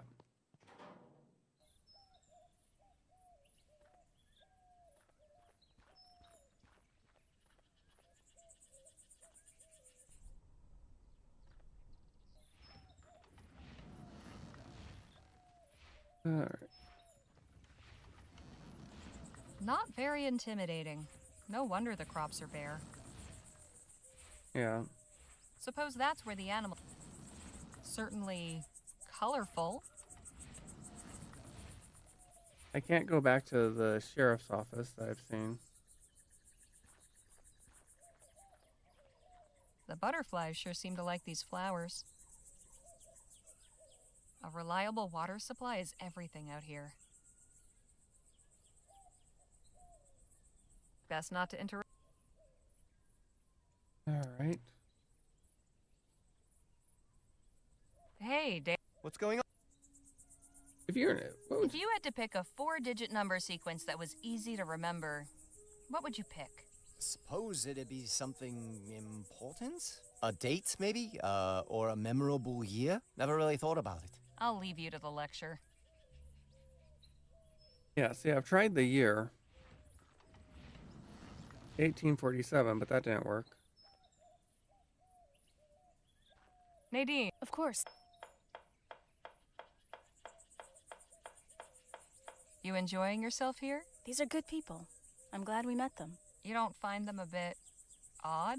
I'll admit, I don't quite comprehend their philosophical ideas, but they've welcomed us with open arms. The least we can do is offer open minds. Yeah, fair. Any ideas as to how to get that fellow over there away from his post? Be confident? Afraid this situation's a bit more complicated than that. Still good advice, though. I'll leave you to your conversation. All right. Let's see. Close.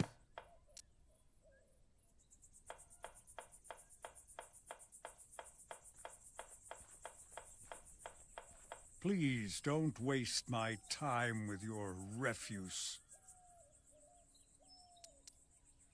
Please don't waste my time with your refuse. All right, let's see. 3.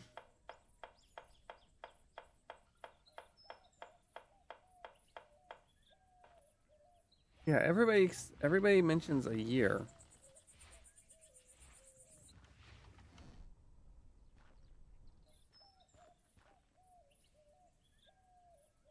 $1850? I haven't tried. I could try 1850.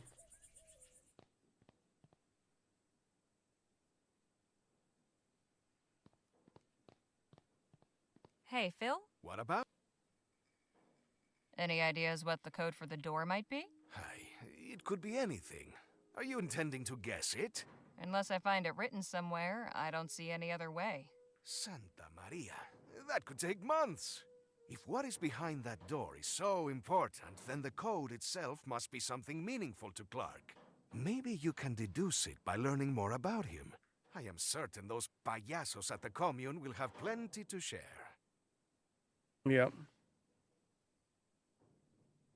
A bunch of Clark's things are collected at the commune, but one of the Luminarians is guarding the place. Naturally. Are you seeking a distraction? If you have an idea, I'm all ears. It just so happens I do.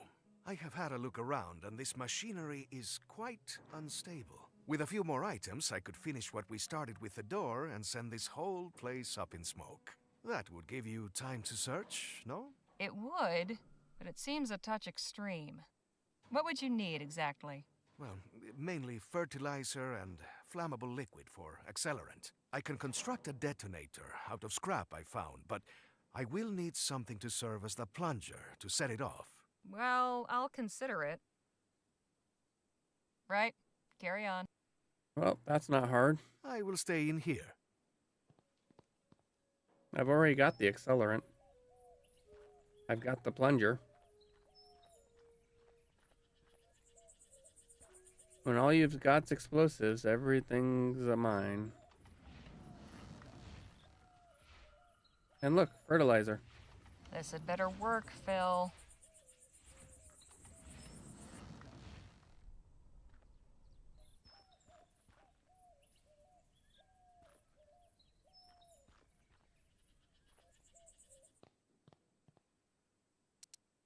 All right.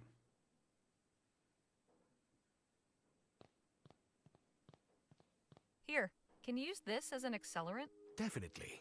Alcohol this potent will be very effective.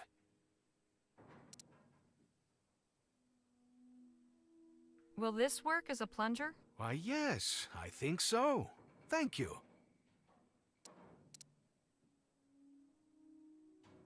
Here's some fertilizer for you. Ah, excellent. Thank you. Perfecto. This is everything I need. Are you ready? As ready as... Absolutely. Meet me outside in a quarter of an hour, and prepare for a show that will make Jake envious. All right, everything is prepared. Take one last look. When you are ready, just say the word. I hate to do this. I wish there had been another way. No turning back now. 3, 2, 1.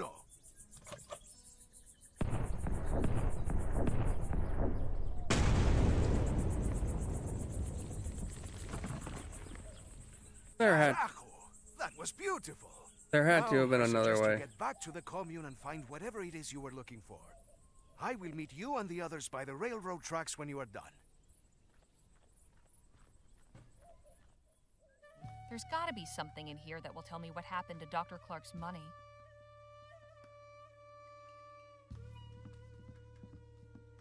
More scrawled nonsense. Why would they keep this? Let's see. Books on science, I forgot to try engineering, 1850. astronomy. I'm sure this is all fascinating, but it's not going to help me any. Some notes documenting the effects of ethericity on animals. They're signed by a Juliet Montgomery. A bunch of scribbles documenting the effects of ethericity on plants.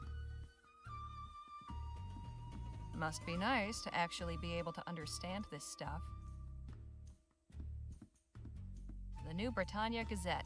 The lead article is about the upcoming Lamplight City Expo. Interesting how the follow-up is nowhere to be found. Nothing's hidden behind it.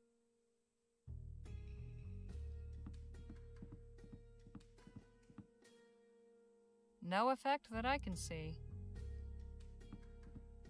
The things some people will keep for posterity, I'll never understand.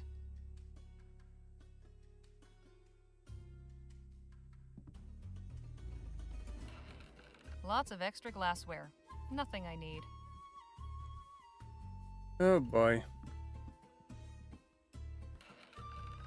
Lots more books, mostly about technical subjects.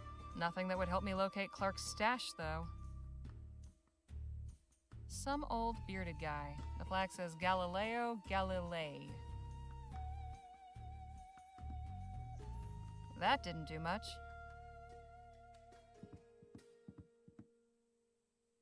Didn't do anything.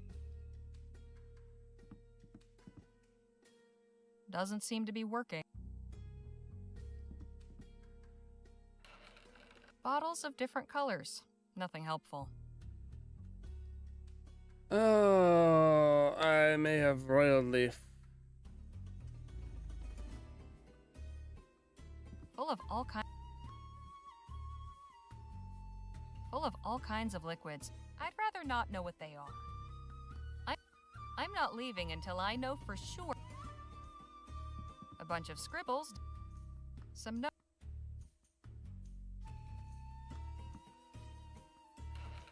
Nothing but empty vials.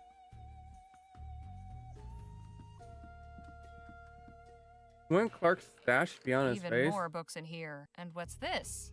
Looks like a diary. Nice to know Clark had other interests, but none of this helps. The final entry is bookmarked with a letter. Definitely worth a read. But first... March 13, 1846.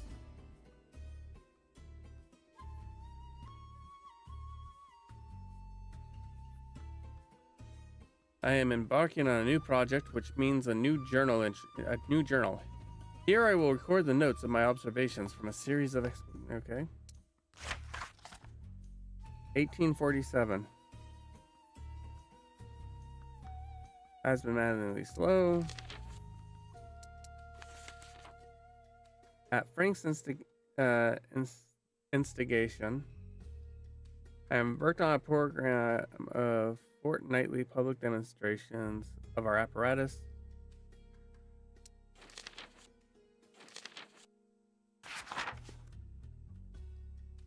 I have spent the past 2 days sealed in Turnbull Street.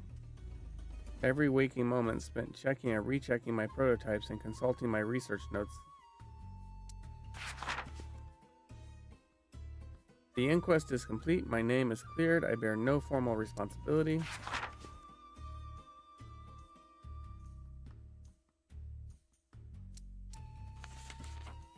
(1847).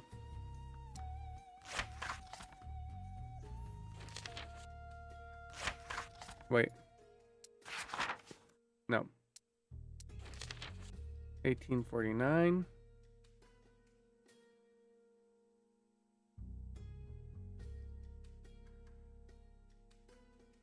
Okay, maybe it was 1849. Oh, wait, the letter. February 9th, 1850. That's only 9 months ago. Clark, I have a business proposal. Relinquish that dusty laboratory in the middle of nowhere. Come to El Presidio. You may stay in my suite at the Jolly Good Club. My Orem Star membership and military rank afford me certain privileges. You will be furnished with the comforts owing to a man of your intellect and accomplishments. It's signed L. P.S. You needn't have any concern for your valuables, as there is ample secure storage in the room. One of the aforementioned perks. Interesting. Jake will want to see this. I heard a big boom, and then they all went running toward the lab. That's where Phil went. Do you think... Hey, there's Holly. Do you have any idea what all this ruckus is about? Or where Phil's gone? Both, and I'll gladly tell you, but we need to get out of here right now. Right behind you, my dear.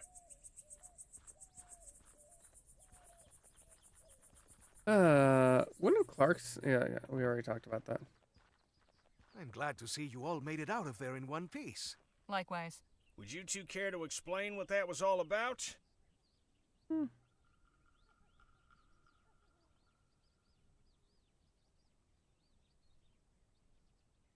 Phil devised a perfect distraction, blowing up Clark's lab so I could search the shrine uninterrupted. You should have seen it. Some of my finest work. I have to admit, that was resourceful of you. Although we probably shot whatever goodwill we had with the Luminarians. I should say, was that really necessary? If you ask me, we did the world a favor by raising that Chamber of Horrors. I assume you didn't come up empty-handed. I found Clark's journal. Have a look at this letter that was inside. An invitation to the Jolly Good Club in El Presidio? Yep. Check the date. 9 months ago. Huh. That's right about the time he disappeared, isn't it? It is indeed. I'd say it's obvious that the good doctor accepted the invitation. And took his money with him? Well, it wasn't in Chrysalis or his lab. That we Listen know to of. this. You needn't have any concern for your valuables, as there is ample secure storage in the room. Don't get much clearer than that. It'll be a long trip. Are we sure about this? So what's our next move, Jake? All right. So what's our next move? Why we follow Clark's trail to El Presidio, of course. First and foremost, we'll need some means of transport. You haven't got any? Don't you tour around? Sure, but our show wagon ain't gonna fit all of us. Plus, we'll need it to store all the show's props and equipment while we're gone. There's that lady in town with a wagon, though. Heard her talking at the saloon once. Said she hires it out to travelers. Sounds promising. Who is she? Her name's Lola Johnson. I think she stays in the old blacksmith shop. Lola Johnson, huh? You know her? Not personally, but I've heard of her. We should head back to Rosewater, no? Oh, yeah, no. Let's get a move on. Right. Harley, I'm putting you in charge of hiring us some transportation. Danny and I are going back to the theater to settle some business. Come get us once you've arranged a ride. And just how am I meant to arrange it, financially speaking? Well, now that may get a mite tricky. Our contract was to pay out at the end of the show's run, but seeing as we'll be breaking that contract, I'm sad to say we'll be forfeiting those proceeds. Anybody else got funds to contribute to the kitty? Not unless this Johnson woman accepts pesos. And I've few enough of those at that. I'm afraid I haven't got anything either. Harley, my dear, I'm afraid we must then prevail upon you to furnish the petty cash needed to get our expedition aloft. Seeing as you're the only other one of our posse who's currently in the position of being gainfully employed. And it goes without saying, but you'll be fully reimbursed once we find what we're looking for, on top of your share, with interest. I certainly hope so. Wonderful. Well then, we'll be seeing you later. Oh boy. Ain't that fun. What about you two? I think I'll pay Dr. Sedgwick a visit. It's been ages. And I owe him proper thanks for his care. See you in a bit, Harley. You ever feel like you're in over your head?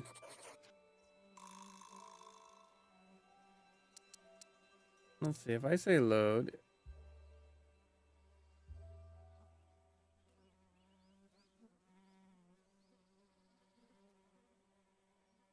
Oh, that's no good.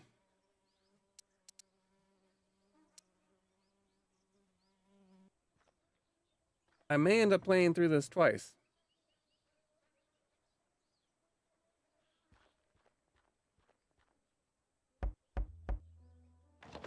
What do you want? You're Lola Johnson, right? Right. Who are you and what's your business? Name's Harley Legere. My companions and I are headed to El Presidio, and we heard you've got a wagon for hire. I do. How many are you? 5, including myself. My fee is 40 crowns up front. Why so expensive? Your fee seems a bit steep. My price is my price. I don't haggle. Already been robbed once today. Don't intend to make a habit of it. You were robbed? Something of yours was stolen? My pocket watch. I see. What if I got it back? I would be incredibly surprised. Unless there's something you know that I don't. Let's just say I have my suspicions. You and me both. I'll come back. I'll come back later. I guess we should go up here. Good to see you again. Good to see you again, Harley. Hope you're spinning me some aurum. Well, I've spent the past couple days following Jake around, gathering plenty of straw. Glad to hear it. I like writers who go above and beyond.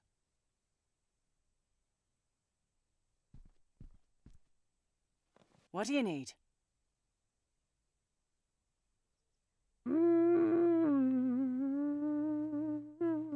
I'll be on my way. I'd best be on my... Right you are. See you later, Joan. Take care. I don't think asking Joni for an advance would be a good idea. The last person that she had a disagreement with, she threw out the window. Why it's broken.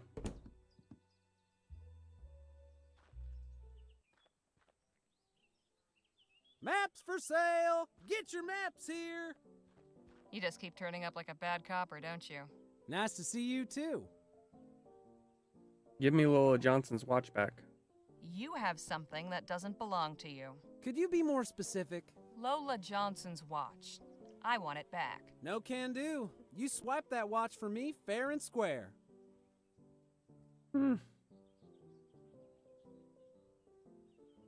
It's in your best interest to give me the watch back. I think you'll find it in your best interest to give me that watch back. Oh, yeah? Why's that?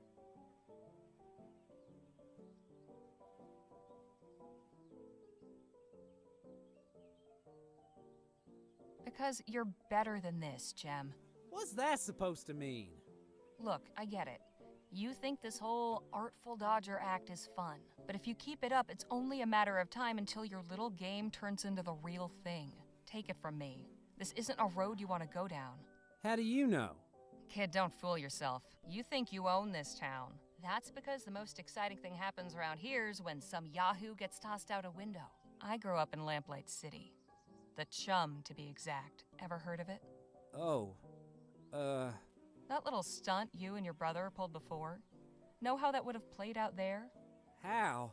He'd have had his throat slit as soon as he was caught, and you'd have 2 bullets in your back for running away.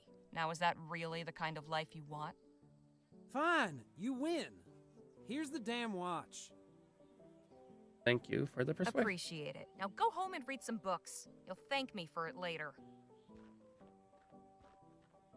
And maybe learn to spell. I must admit, I admire the kid's gumption.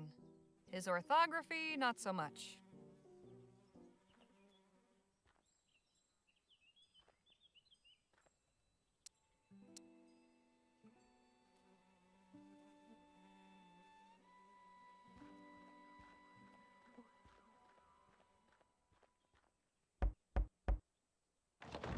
Here, I believe this belongs to you. I'll be damned.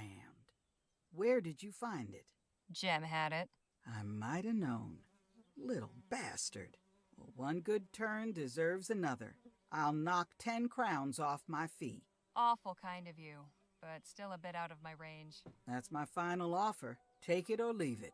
I'll come back later. Well, we need 5 crowns. The only option we've currently got, I believe, is asking for an advance on the pay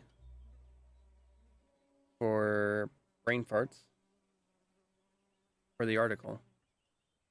So what we're going to do, we're going to continue this next week, and we're going to call it a day here.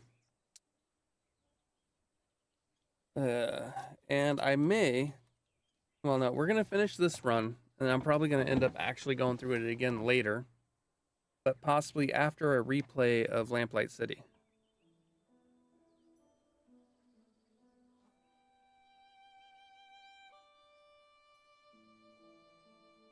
But until then, I do want to say thank you for watching. Thank you for spending your time with me. Take care of yourselves, and I will see you tomorrow with Pokey and a Kestrel, in theory. We'll see. But until then, goodbye, everybody.